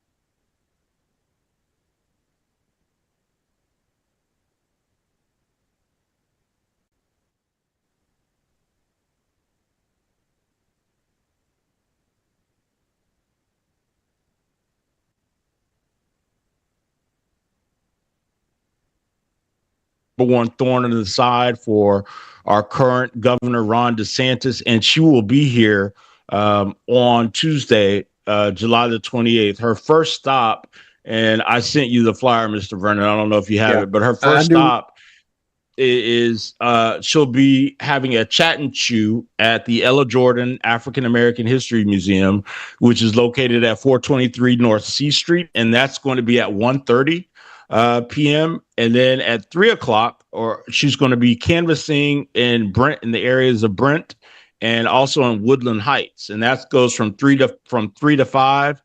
And then if you can't make it for lunch, certainly she has a community rally that she's going to be doing at the Black Cafe and Bookstore, which is Nicole Dixon's bookstore, in case those of you are unfamiliar. And that's at 3498 Dr. Martin Luther King Drive. And then if none of those work, she'll be doing a karaoke kickback, which is going to be at 1216 North. And then that's we all know Tommy's establishment, which is at 1216 North 9th Avenue. So she's spending a lot of time in Pensacola. This is now her third visit to Pensacola, and she really does want to earn your vote. What I will say to you is that she's the only senatorial candidate that has spent time in Pensacola that wants to hear from the people. Respectfully, the other candidate came to Pensacola and he said, you guys can talk to him if you pay him $100. This is a free event, and that she wants to come and engage, hear what you have to say, learn how she can better represent the needs of the Panhandle, if she goes to Washington. So I would encourage each of you all to check her out, go out, come out. Again, it's at 1:30 at the Ella Jordan African American History Museum. And if you can't do that, then at 6 o'clock, there's a rally at the Black Cafe and Bookstore, and then the karaoke kickback at 8 o'clock at 1216 North. And that's on Tuesday, July the 28th. And lastly, I do want to take the opportunity to mention our wonderful partners, Equal Ground, is having their 2026 legislative session debrief. And if you've been to one of their events, it's a great opportunity to learn what has happened in the Florida legislature, all the laws that are impacting you that have been passed this year. It's a free event, and it's on Saturday, August the 1st at Hearst Chapel AME. The doors open at 8:30 a.m. It is most of the day event, but what I will tell you is that we are feeding you for free. So you can come and get a wonderful hot breakfast. The event will start at 10 a.m. The presentation will start with Equal Ground at 10 a.m. Then we will go until about noon, and we will have a hot lunch. And then starting at about 1:15, we'll come together between Escambia, Santa Rosa, Okaloosa, and Walton counties to talk about what the next steps are, things that you need to know about the August election, about the November elections, get an opportunity to hear from some of the candidates that are running, and just engage. And what I will say is, this is another opportunity. If you've not, we also have another Democratic gubernatorial candidate named Dana Marie Foster, who is a young Black woman out of Broward County in the Fort Lauderdale area, who is running for governor. She has agreed to be here for that event as well. So if you're still wondering which of the six, if you're a registered Democrat, you have no idea who to vote for on the gubernatorial side, this is an opportunity to come out and hear from her as well. So again, the two events that I encourage you all to look out for will be on Tuesday, July 28th, which will be with Representative Angie Nixon, who is the senatorial candidate, and then Saturday, August 1st at Hearst Chapel, which is with Equal Ground. And that event is co-sponsored by Movement for Change, the Northwest Florida Panhandle Coalition for Civic Engagement, Real Women Radio Foundation, the League of Women Voters, quite a few folks, the National Coalition for 100 Black Women, the NAACP for Escambias and Okaloosa County. We just have a host of partners that are come together to engage in this event. Black Voters Matter will be there as well, the NAACP Legal Defense Fund. So it's a great event. It's free, and I encourage you all to come out and get involved. All right, Derek. I think we were able to resolve your audio issue. I think folk got most of it, Derek, and we appreciate you. Okay. No Go problem. ahead, Derek. I'm just going to add, Derek, are you going to be able to make it tonight to our town hall meeting? Yes, sure. Absolutely. Okay. All right. Speaking of Angie Nixon, we're going to have her here on this morning show one day next week, y'all. We're trying to get the date, which day we're going to have, and we'll let you know. Okay? Perfect. Absolutely. Yeah, because we've had her a few times on our voices. So yeah, she's been fighting. She's the one that went to the what's called the bullhorn, Jerry. Yes. Didn't she go to Congress with the bullhorn and they had her arrested? Yes. The DeSantis wanted to do. What did that crazy DeSantis?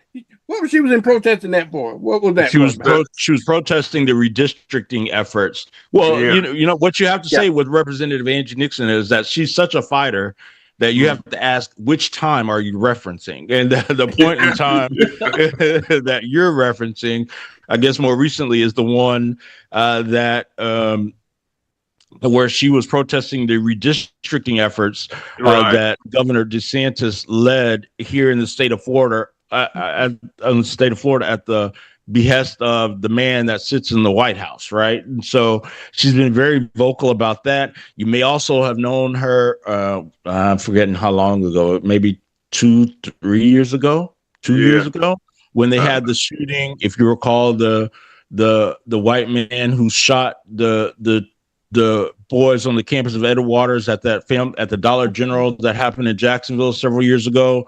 And you saw the Ron DeSantis get on the microphone and do his phony press conference. She's the one standing there looking at him with the side eye. If you've seen that iconic picture, that's Angie Nixon. She's also been, when it's talk about rent stabilization, the list can go on and on about the stuff that she is known for, but she just recently, and I think what you're referencing, she was just arrested by sitting in the governor's office after the redistricting passed. She said she wanted to have conversations, and he refused, and which ultimately led to her arrest. And right now, she's facing up to 2 years in jail, or I guess technically prison with that. So she is absolutely a fighter, and I would encourage everybody to come out for one of those events. Derek, I appreciate, as a constituent, I appreciate not only politicians, but public officials who are willing to, I don't know if it's the best word, sacrifice not only themselves, but their positions for the greater good. If they know that they're doing the right thing for this righteous reason, and not just, as you alluded to, some press or something like that, but you really have this vision of where you're going. And sometimes it takes the squeaky wheel gets the oil, and sometimes that squeaky wheel gets replaced with you. If you don't squeak, then how do people know? And so just really do appreciate people like her, and many others who fight. Someone asked me who my hero was. We have an upcoming thing with the Equity Project Alliance in August. I'm going to be a part of, and one of the prep questions was, who is your hero? And it's Shirley Chisholm. Has always been Shirley Chisholm, who teacher, educator, out of New York, and just the way that she fought and vocalized her opposition and her advocacy for things. So people like that, especially women, but especially people like that who from all walks of life, who dare to speak up and fight, and as Vernon and I start open and have those passionate opinions. But in that case, you hope our public politicians can back it up by facts. Yes, just really appreciate people like that. Don't necessarily have to agree with them, and I think that's the beauty of living in a democracy. As flawed as we are, I think that's the beauty of it, is that we deserve to have those people who are listened to. We need to listen to people whose views are opposite of ours, so that we can learn and grow. And so kudos to her for fighting. I think that's hats off to her. Yeah. And Robbie, you made a great point, is that you want someone who is willing to engage in the dialogue and have the conversations, so that you can, whether, to your point, whether you agree or disagree, the point is to have the conversation, right? And that's how you learn and you grow. You certainly don't. For me, what I would never want in the person who represents me is someone who's unwilling to listen, unwilling to be to engage with voters, someone who just is there to make sure that they just assume that they got it right, and they're like, they know what's best, and that's I think that's a lot of the problem that we have right now. And certainly we need more folks who are willing to engage and listen. And so for me, I certainly applaud her efforts. Like, I think she's been a people's champion, whether right, wrong, or indifferent. She's willing to engage and stand up and hear what people have to say. Because I know one of the things I will say, being here, and I think we can all agree, particularly here in Pensacola, we oftentimes don't get a lot of folks, who are campaigning at the statewide level, at the federal level, who will come to Pensacola and hear what we have to say. When they make stops in Florida, the first stop they make is Miami, then they go to Orlando, and then Tampa, and then Jacksonville.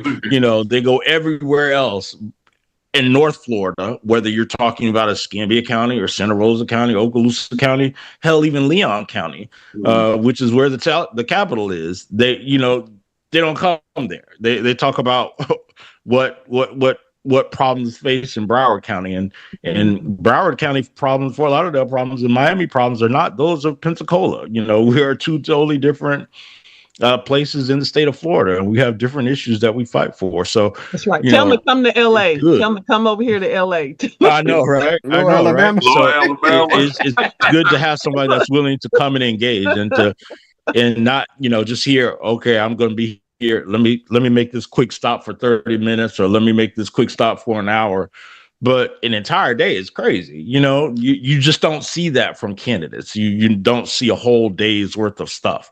And tell them about the beaches. Tell them about the beaches. I know, right? Martin, tell them the dream. Martin, tell them about the beaches, Derek. About the just don't see Derek. it. Yeah. Well, Derek, speaking of beaches, and I know you're gonna put a frown on your face. I mean, you're gonna puzzle on your face. But since you're there at Bikini Bottom, there, would you make sure that SpongeBob and Patrick and Mr. Krabs and all those folks are registered to vote down in Bikini Bottom down there, where you at down there? I know. Just turn around, look. You see SpongeBob you see his pineapple and he's No, going by. make sure that SpongeBob everybody is else can going see by. it. We can all look together to see if you got it, right? See, yeah. Patrick, where you at? Where's he at? There it goes. I thought I say Nemo. I just saw Nemo. You saw Nemo. Well, we need to get all of them to register to vote. There we go. Right. That's just as important as hearing the candidates is being ready to pull the proverbial lever. Yep. Yeah. That's just I still like, and I know Derek, I know you push vote by mail. I still like going in. I love going in to see those poll workers. POLL, Vernon, before you get happy. POLL. Those wait a minute, Rob. See that, Robin? That's my thing. I told y'all always working on the pod. What about the original poll workers? They vote too. That's right. Don't forget those poll workers. That's an honest profession, ain't it? Best ad, as I said last week, best ad by Movement for Change. And so I love going in, seeing those poll workers. I love talking to other voters. When you get out and they see your I voted sticker, it's something. It's I love that human interaction. We've been doing the as part of the Escambia County and Carrera-Escarosa, the Summer Youth Employment Program, which goes in for us officially on Friday. And so it's and I forget my point now. I'm just but it's so important to we were talking about real intelligence versus, so they've been learning about AI. And I tell them, I said, you can talk about AI, but don't forget RI, the real intelligence, and seeing people engaging is so important. Those social skills and understanding social norms and things like that. And one of those is their responsibility, especially because we have a lot of them who are under 18, understanding the power and the responsibility to vote and having an experience to go in there. And I know you vote by mail. I know, I get it. I got you. Well, see what it is on election day. I love that. and I'm right there with you, Robin. And me personally, I absolutely go, and I don't vote on election day. I always early vote. But what I do is, it's not necessarily that I'm a proponent of voting by mail. What I am a proponent of is increasing your odds and your probability of voting, right? And so for me, what it is knowing that 90% or 92% of the people who receive a vote by mail ballot will actually vote. I'm also, that just increases the likelihood that you're going to cast your ballot. So whether you go in person, whether you send it off, whether you go on election day, to me, it makes never mind. But I want to make sure that the likelihood that you're going to cast your ballot is more high than not. And so I think we should all dress up on election day. I think we should, be like Coleman Domingo, and we should and like Jerry, we should dress. Well, Jerry dress up every day. We should dress up and go. Because I'll agree to that if I can borrow Mr. Vernon's sparkly shirt, that he has going on right now. Like, I'm not sure if it's sequins. I don't know what it is. I know, it's like shining. I was like, I don't know what this is, but see what you're doing, homeboy. It works. Homeboy, you're raising the game here. You're raising our game. We're all. Yeah. You might have on some cargo shorts on the bottom. I used to come in. I used to wear when I first started the show off. I had my wife beater on. Then I changed that to a t-shirt. then a pullover. Now I'm upgrading. I see how Jerry dressed every morning. That's right. That's the influence. Wearing a tie one of these days. You see my scarf, Jerry? I just want you to see. You see my scarf? You see? I'm trying to pull it up. You ain't trying to hide no marks, are you? Hey, we ain't talking about that right now. We ain't trying to leave Lori Richard out of this. We ain't talking about that right now. Leave that alone. Stay in your corner, Vern. Stay in your corner. I'm trying to be like Bessie Coleman now. Now, Clifton already got us excited about this class. If y'all heard? Robin, really, look. Only thing you missing is your that leather helmet and some goggles. You look just like a Bessie Coleman. That's what I'm saying. I have inspiration. I will tell y'all this. In college, we used to have we had for Halloween, you do the whole dress up thing. And so I dressed up as Shirley Chisholm. That was my first adult costume. I had the bad makeup and all. She wore that makeup that was a little bit too light for her skin. Derek, I know Derek got to go. Derek, I think Derek's gone. He had an appointment. I switched over to my phone, but I'm still here. Okay. Good. All right. Okay, go ahead, Derek. I know you got to go, Derek. No, that's so you got anything else? Nope, that's it. I hope, what I will do is I will tell you, I hope to see you guys next Tuesday, and hopefully at some point in time, Mr. Vernon, if folks have questions regarding their ballots, I know we get a lot of them, a lot of folks who call in who ask about the referendum that's on the ballot and want to have more information on that. If there's an opportunity where we can call and discuss that, I'm happy to do so. But what I will tell you is, in the meantime, if people have questions regarding choices on their ballot or things that they need a little bit more clarity on, please feel free to call the Escambia Democratic Party headquarters at 850-407-7997. Again, that's 850-407-7997. Mm-hmm.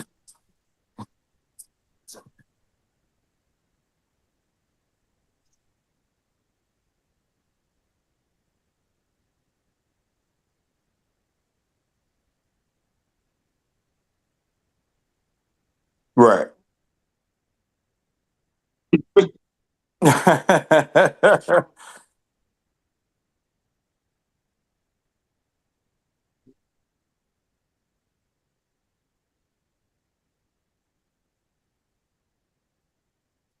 Right.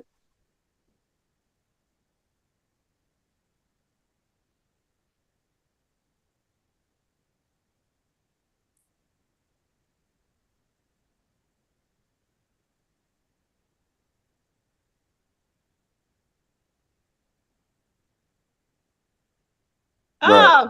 I'm with Jill on this. I think you don't give. Andrew Stanton said when you're showing a movie, whatever, you don't give them 4, you give them 2 plus 2, because people are smart enough to what.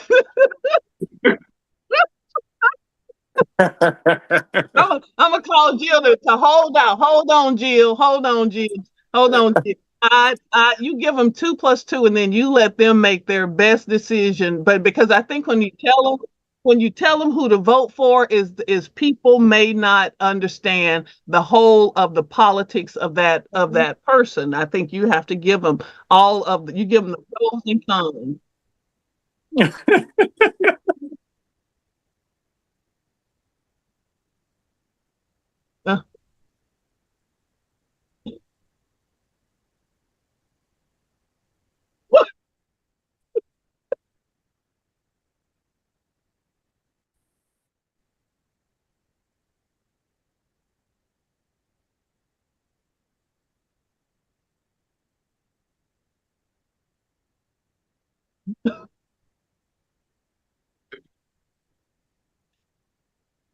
That's why you give her.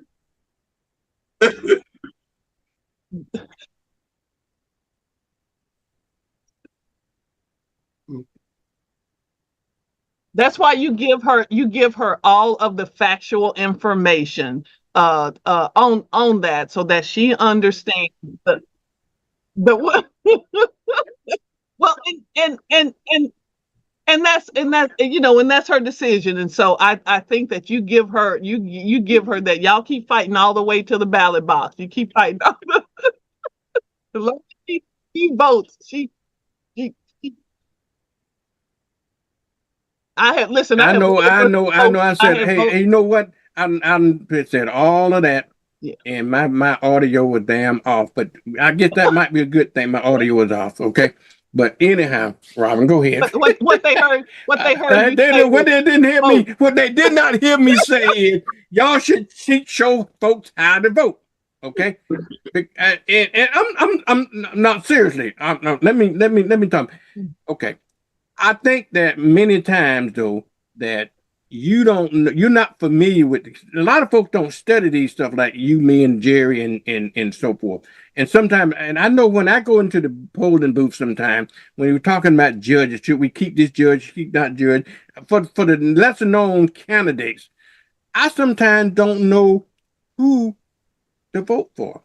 And I don't know sometimes, and I might choose the wrong one. Rather than choosing the wrong one or not voting at all, if I heard somebody say that, well, okay, the Democratic Party suggests that you vote maybe the straight ticket line or maybe vote. And if you're in a primary, that's when it comes to be a problem when you're in a primary and you just can't vote the Democratic line straight because everybody's Democrat. So what's the best Democrat should I vote for? What the best president got to serve my interest? I sometimes think that is a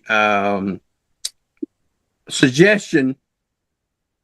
In other words, yeah, I think we ought to tell them how to vote.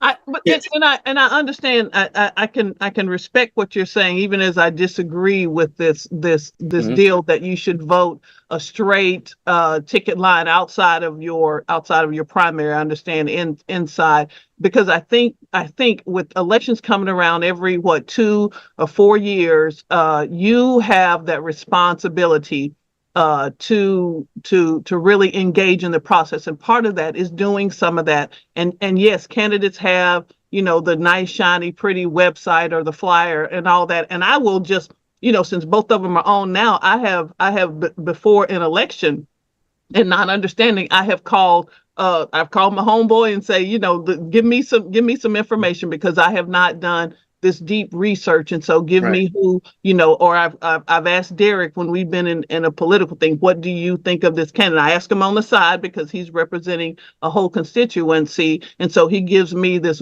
one-on-one insight that should never go anywhere except my ears. And so but that's still gathering information. And I think as we grow, especially our young folks, as they grow into maturity on this, they need to understand their responsibility on this full engagement, because a lot of them may think that it stops once that vote gets cast, that's the end of the democratic process. And so so Movement for Change stands as a beacon to show that continuous engagement, what's going on with the county, particularly something I'm interested in with the library decision that has been made and is ongoing, is you have to continuously engage in that, and you find your niche, you find your way in to whether it's, I'm interested, I want to make sure agriculture's right, I want to make sure education's right, whichever way.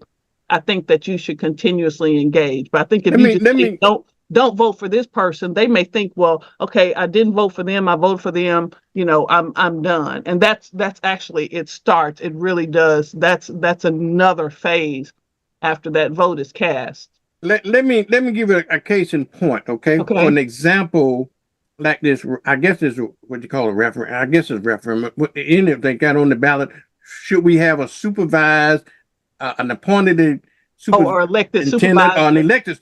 Now the arguments go pros and cons, Jerry. So I think that people ought to know the information, because I don't know what's the advantage of having an appointed one over a elected one. There's obviously some advantages to it or disadvantages, and they want to go back to it. So, but I want to have the best decision possible when I go in that booth, when I cast that ballot, that I'm doing the right thing. That's Jerry, right. help me out. So what should I vote for? That or vote against that based on what you know about that? I'm just giving you that as an example, okay? Okay. I'm asking you, Jerry McIntosh, should I vote for a superintendent or not? Elected or appointed? What's the advantage of it? I'm going to defer to Derek. My thing has always been in a democracy that we should be able to elect whoever is want to represent us and represent the whole. Now there are differences that one may see as far as a board appointed superintendent. One would say that if you elect someone and that person is elected by, say, the majority, the minority often don't get represented properly, and meaning that they can, but that means that minority has to be so in unison to make sure that they get the representation that they need, that that person cannot ignore them. But by the same token, there may be different positions that someone else have that show that this person has to, by his appointment, represent the whole. So oftentimes that's not the case, and it's not always the case in representation and by elected officials either. Derek, what's your Is Derek, you still on? I am indeed, yes. Okay, Derek, I want to know for me, should I vote for elected or appointed? Should I vote against it? I guess if it's going to be on the ballot, you're going to have to vote for it or vote it down, vote it up or vote it down, right? I want to know. Okay, so I'm going to do the best of. I'm going to try to do the best of both of what you and Robin said, right, and tell you both things. So let me give you the foreground and the way that it reads. And I'm gonna preface my statement by saying, in a perfect world, Democrats and in a democracy would always champion the voice of the people having their say, right?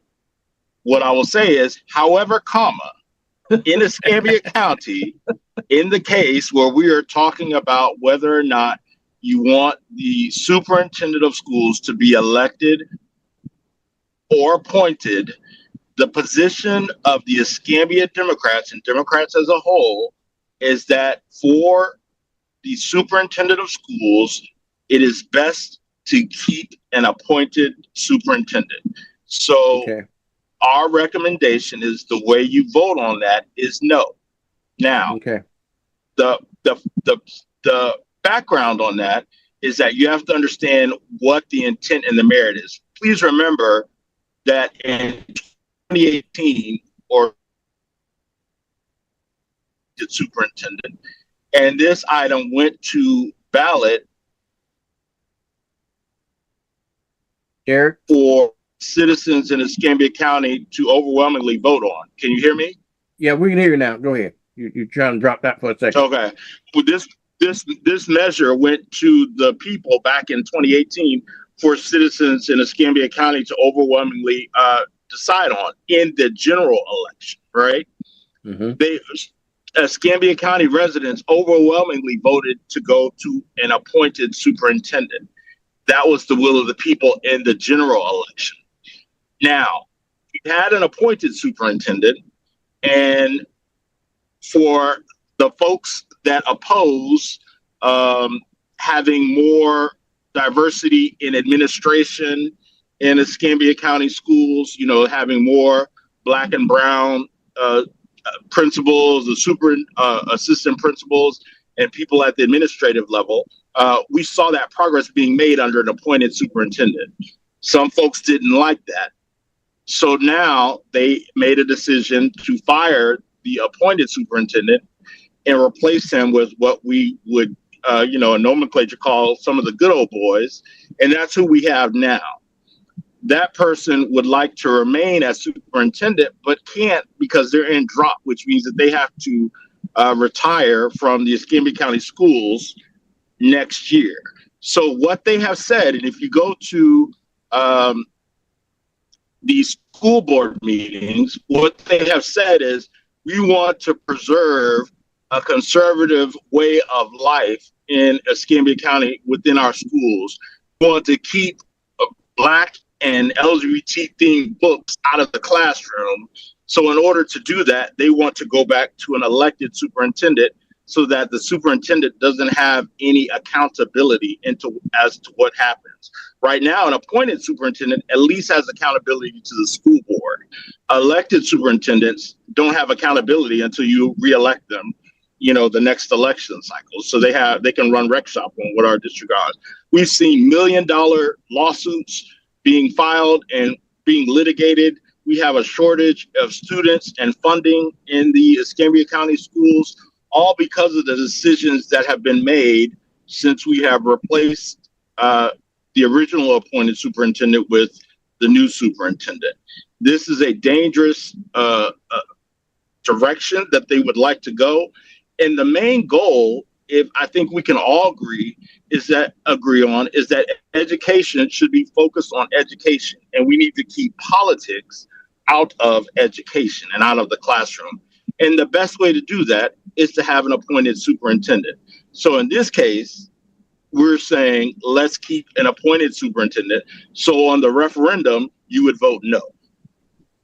Okay, that's what I want to know, because I was conflicted about how should I vote. I'm going to vote the position of the Democratic Party is no. And I think those are the kinds of information that I think that we should be telling folks, because in this case, at least for Escambia County, it's voting no for keeping an appointed superintendent is in the best interest of our folks, for our community. So I think we ought to know that, and we should tell people that's the way you should vote. Well, I mean, that's my point. And I think that I appreciate the explanation, Derek. And I think that there is still a different explanation. I think that there is some different insight that the voter deserves to understand. And I'm not qualifying elected or appointed. I'm saying that that you should give them 2 + 2, and that in the terms of your granddaughter, that you say, okay, you asked her the reasons why she. I know you're getting the heebie-jeebies bringing up his name, but you're getting the reasons why she's giving you the reasons why she thinks. But then you broaden her.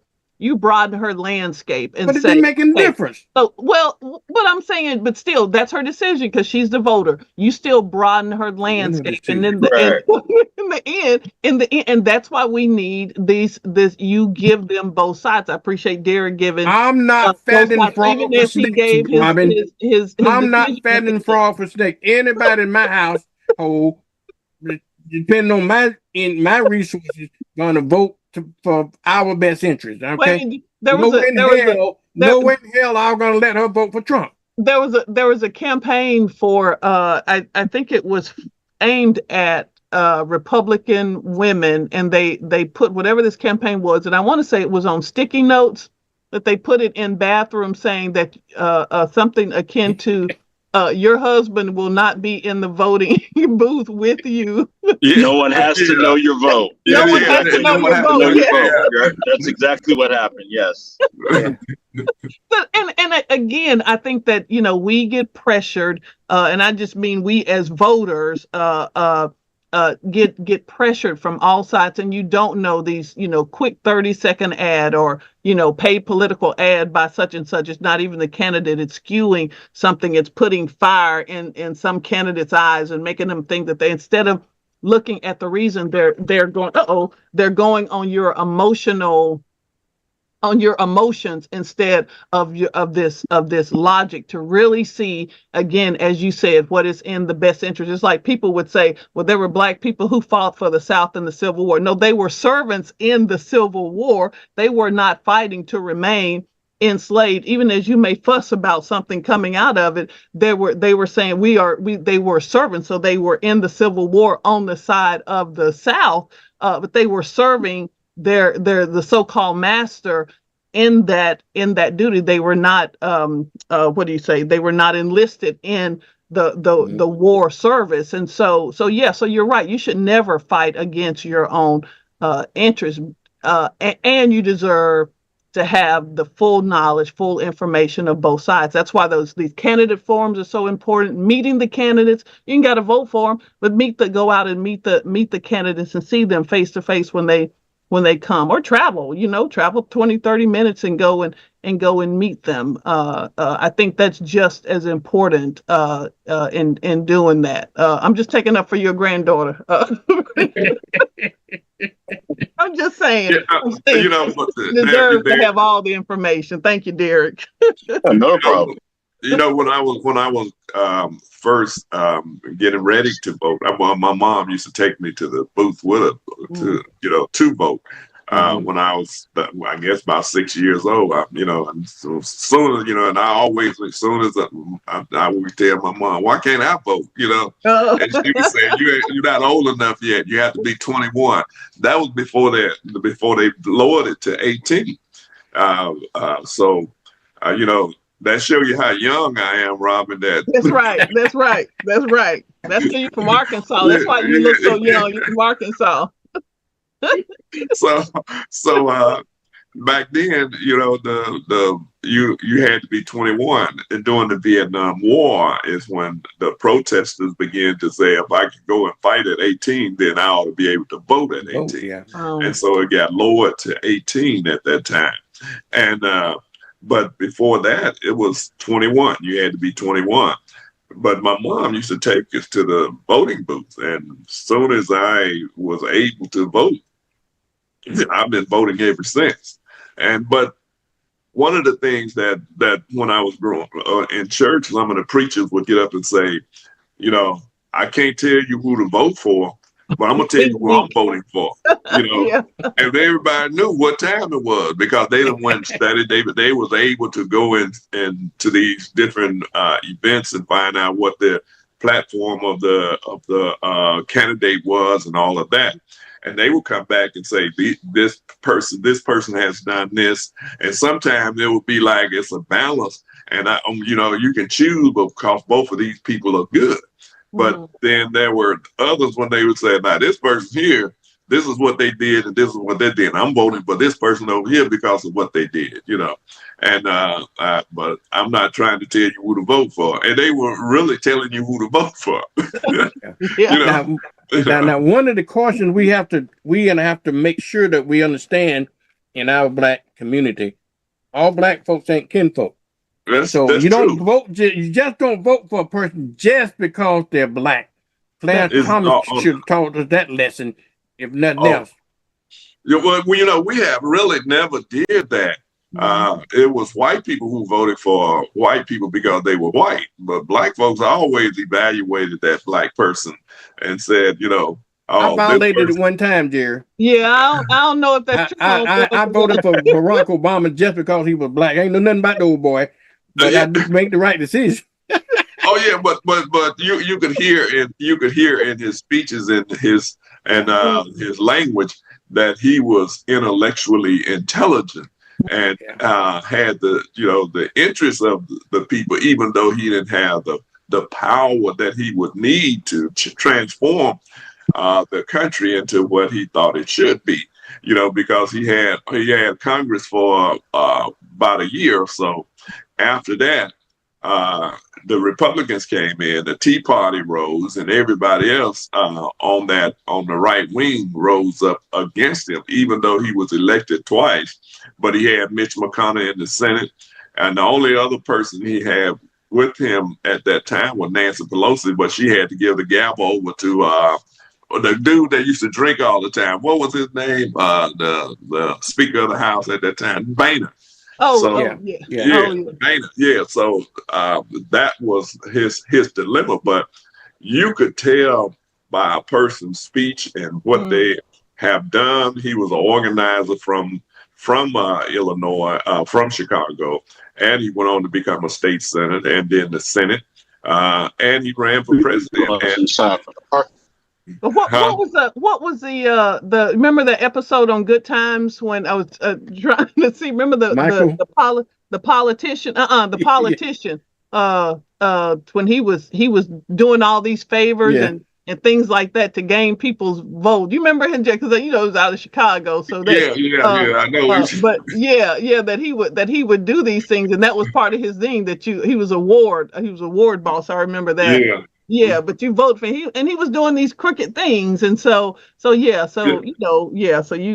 can do that and stick with. You can say you're what do they call them, blue dog Democrats or red dog Republican. I don't know what that progressive, that you vote party line regardless. This cat could be a scoundrel, and you vote for her. Or this person is a well, we're saying it in office now where people with these felonies and these egregious things, and people are voting for them regardless because they're saying, they're sticking with the Republican Party, and I think that hurts not only the person because you haven't gotten in on your merits, you've gotten in because you belong to a party. And that does a disservice to the voter too, to say, well, I'm just going to vote, this party line. And so that's why I think this information like Derek is providing, you give both sides, and you let the voter, even your granddaughter, I'm coming back to her because I'm cheering for that sister. You never know if she's going to turn out to be Shirley Chisholm now.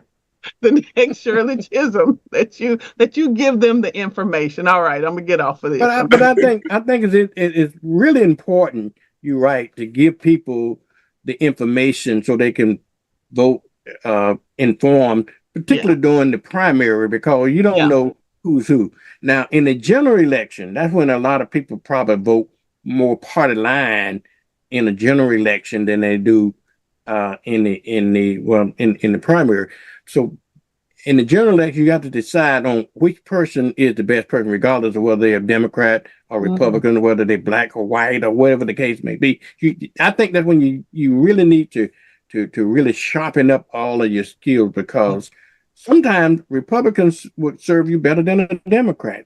Sometimes it's vice versa. So you got to be really up on top of the game. Now, I don't think you ought to just vote just party line if it's not going to be to your best interest. I see this happening a lot of time over on the other side. I think people, and I'm not, and I think I see this with white people too. I think they vote sometimes against their own interest, because when they vote for a person, they vote like voting for Trump sometimes.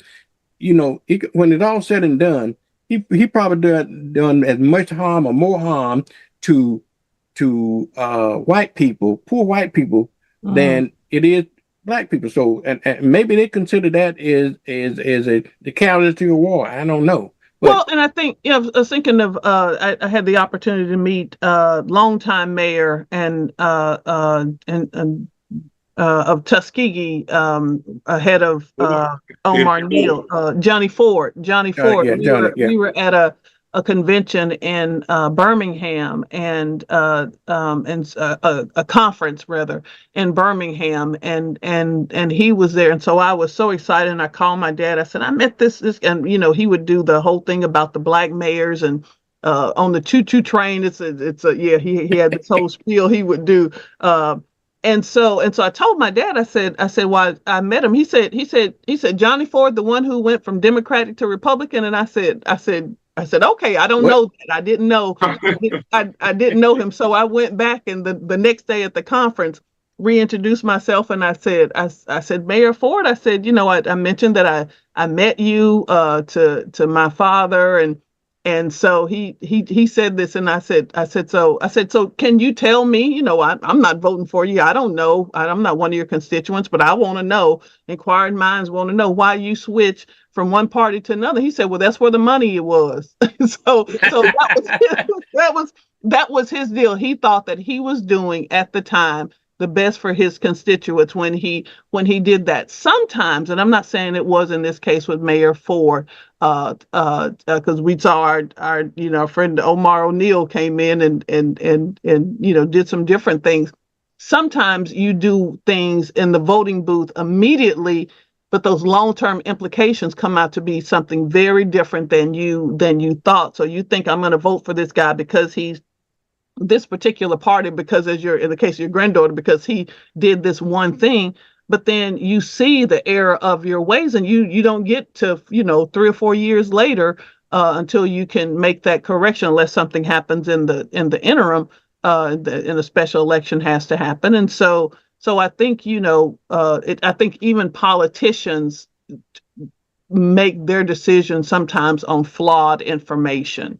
And so can I throw a monkey wrench in? Democratic process, small d democratic process that our democracy encourages us to do, to vote. May not be the best, but it just encourages us to vote. What about let's just throw a wrinkle in this for a minute. And sometimes you really get conflicted sometimes on what you I'm gonna use Marion Barry as an example, okay? Really?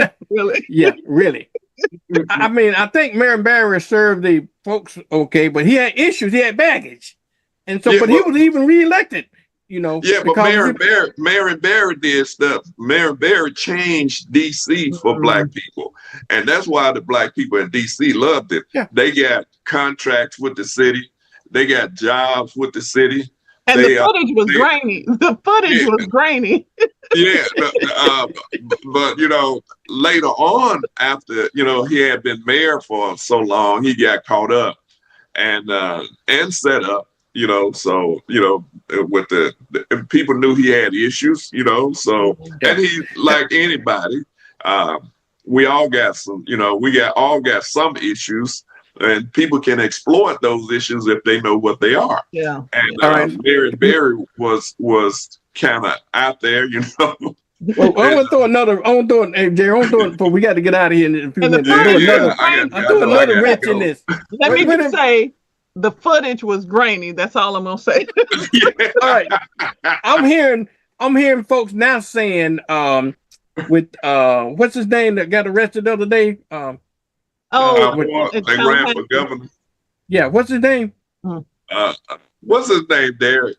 Come on now. But anyway, some folks are saying now because of his issue that well I'm glad he didn't get elected. Okay. I don't agree with that, even though everybody got issues, but he still would have made a better governor than Ron DeSantis, if you ask me. Much better. Yeah. So but again, go back, we're coming full circle now. Robin, we started off the conversation, Jerry. You weren't on here. Andrew Gillum. Andrew Gillum was his name. We started off with the conversation earlier on this morning about the 80-20 rule or the 20-80 rule that I said. Of the 99.44% rule. Yeah, the 99, the Irish soap rule. You're never going to get 100% of anything. So what we're saying is that if you get 80% of what you can find, you might want to go for it. As long as that remaining amount, you can live with that remaining amount. It's the same thing with politicians. If we're going to vote for somebody, they're not going to be perfect politicians, okay?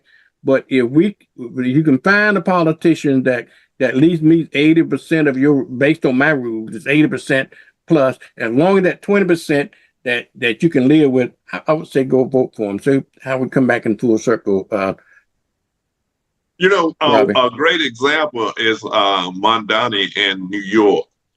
This brother have changed the trajectory of New York by the work he has done in 6 months. He have just about implemented everything that he said he was going to do, and for housing, for making sure people have good transportation to jobs and all of that.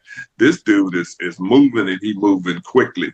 And I know he understands that I have to move fast if I while the heat is on. And then he's using the tax base of New York to help so many people there.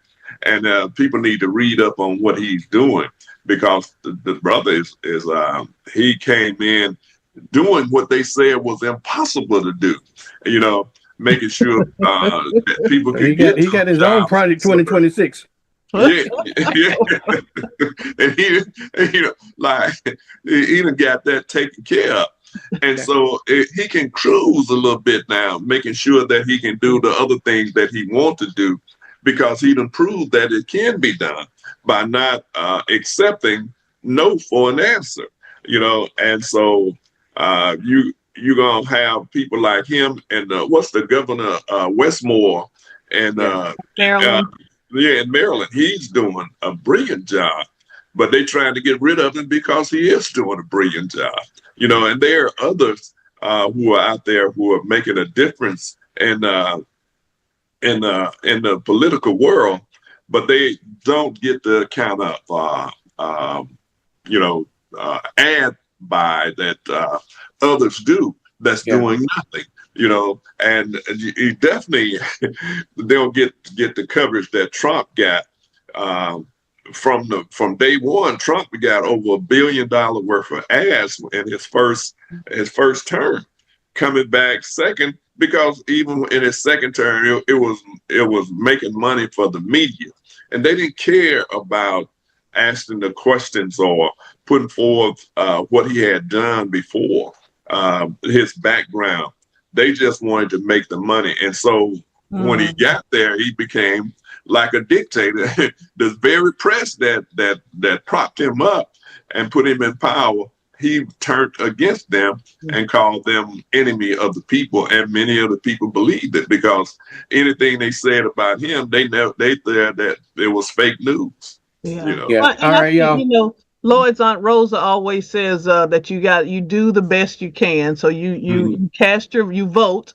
You make that vote, whether in person or by mail. You make that vote, and then you continue engaging and holding those folks accountable. It doesn't end. You can't sit back in your rocking chair and then wait for somebody to sign a check and mail it to you, Vernon's granddaughter. You can't do that, and you got to see, really trace that money, where that check, where that money is coming from, or in that case, where the money is going. And so, when someone is emboldening themselves financially and not the country, then you say, oh, I didn't make the best decision voting for that person. Let me make sure I engage so that doesn't happen again. You do the best you can, and All right. Well, I just want to say, don't everybody, don't forget our town hall information meeting this evening at It's Personal at 2610 West Savanti Street. So be sure to come out. We have information that Derek going to bring the information on the legislative breakdown and all of that. So hopefully we'll see everybody there. That's again at 6:00 p.m. this evening at It's Personal, 2610 West Savanti Street. Friday. I got to get out of here. Yep. Pensacola Network is tomorrow. Speaking of money, Erin Wilmer, financial planner with Wilmer Investments, a long time. She was with Edward Jones. She had an agency with Edward Jones for a long time, and so she has found immense success in that, and does really great things in the community. And so we're having Pensacola Network 13th anniversary tomorrow. So we just come in and celebrate. And again, thanks to Par 4, we got some grown-up drinks. So some extra special drinks coming in. Refreshments. Some refreshments. Bring your friends, and bring somebody who doesn't vote like you, so you can have that conversation over a drink. Yeah. All right, y'all. For me, for a program note tonight, every fourth Thursday, just before every fourth Friday, for Robin and have Pensacola Network, we have a special show on domestic violence called No More Silence with Carolyn Williams. So at 7:00 tonight. So if you want to join that, because that is certainly is a issue, particularly in our community as well, but not only in our community, but across the nation.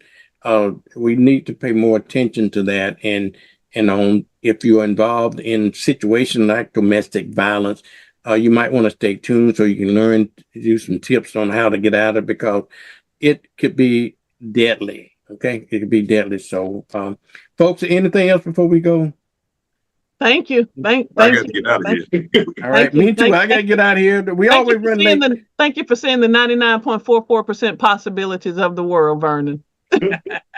All right, y'all. I appreciate everybody for coming on. Folks, I'll see you on tomorrow. Tomorrow is Friday, the end of the week. So we will catch you on the, I hope your weekend works out well for you. Now, just like Omar, we talked about my boy Omar, like he always say, I love you with a perfect love. And it's the same kind of thing here, y'all. I love you. And the blueshound would say, you's the only is one that I love. I'll see you tomorrow, y'all. It's time for Mornings with Vernon. Yeah. Yeah. Get up now. Come on now. Get up. For Mornings with Vernon. Get up now. Let's go. Get up now. Turn it up now. 1,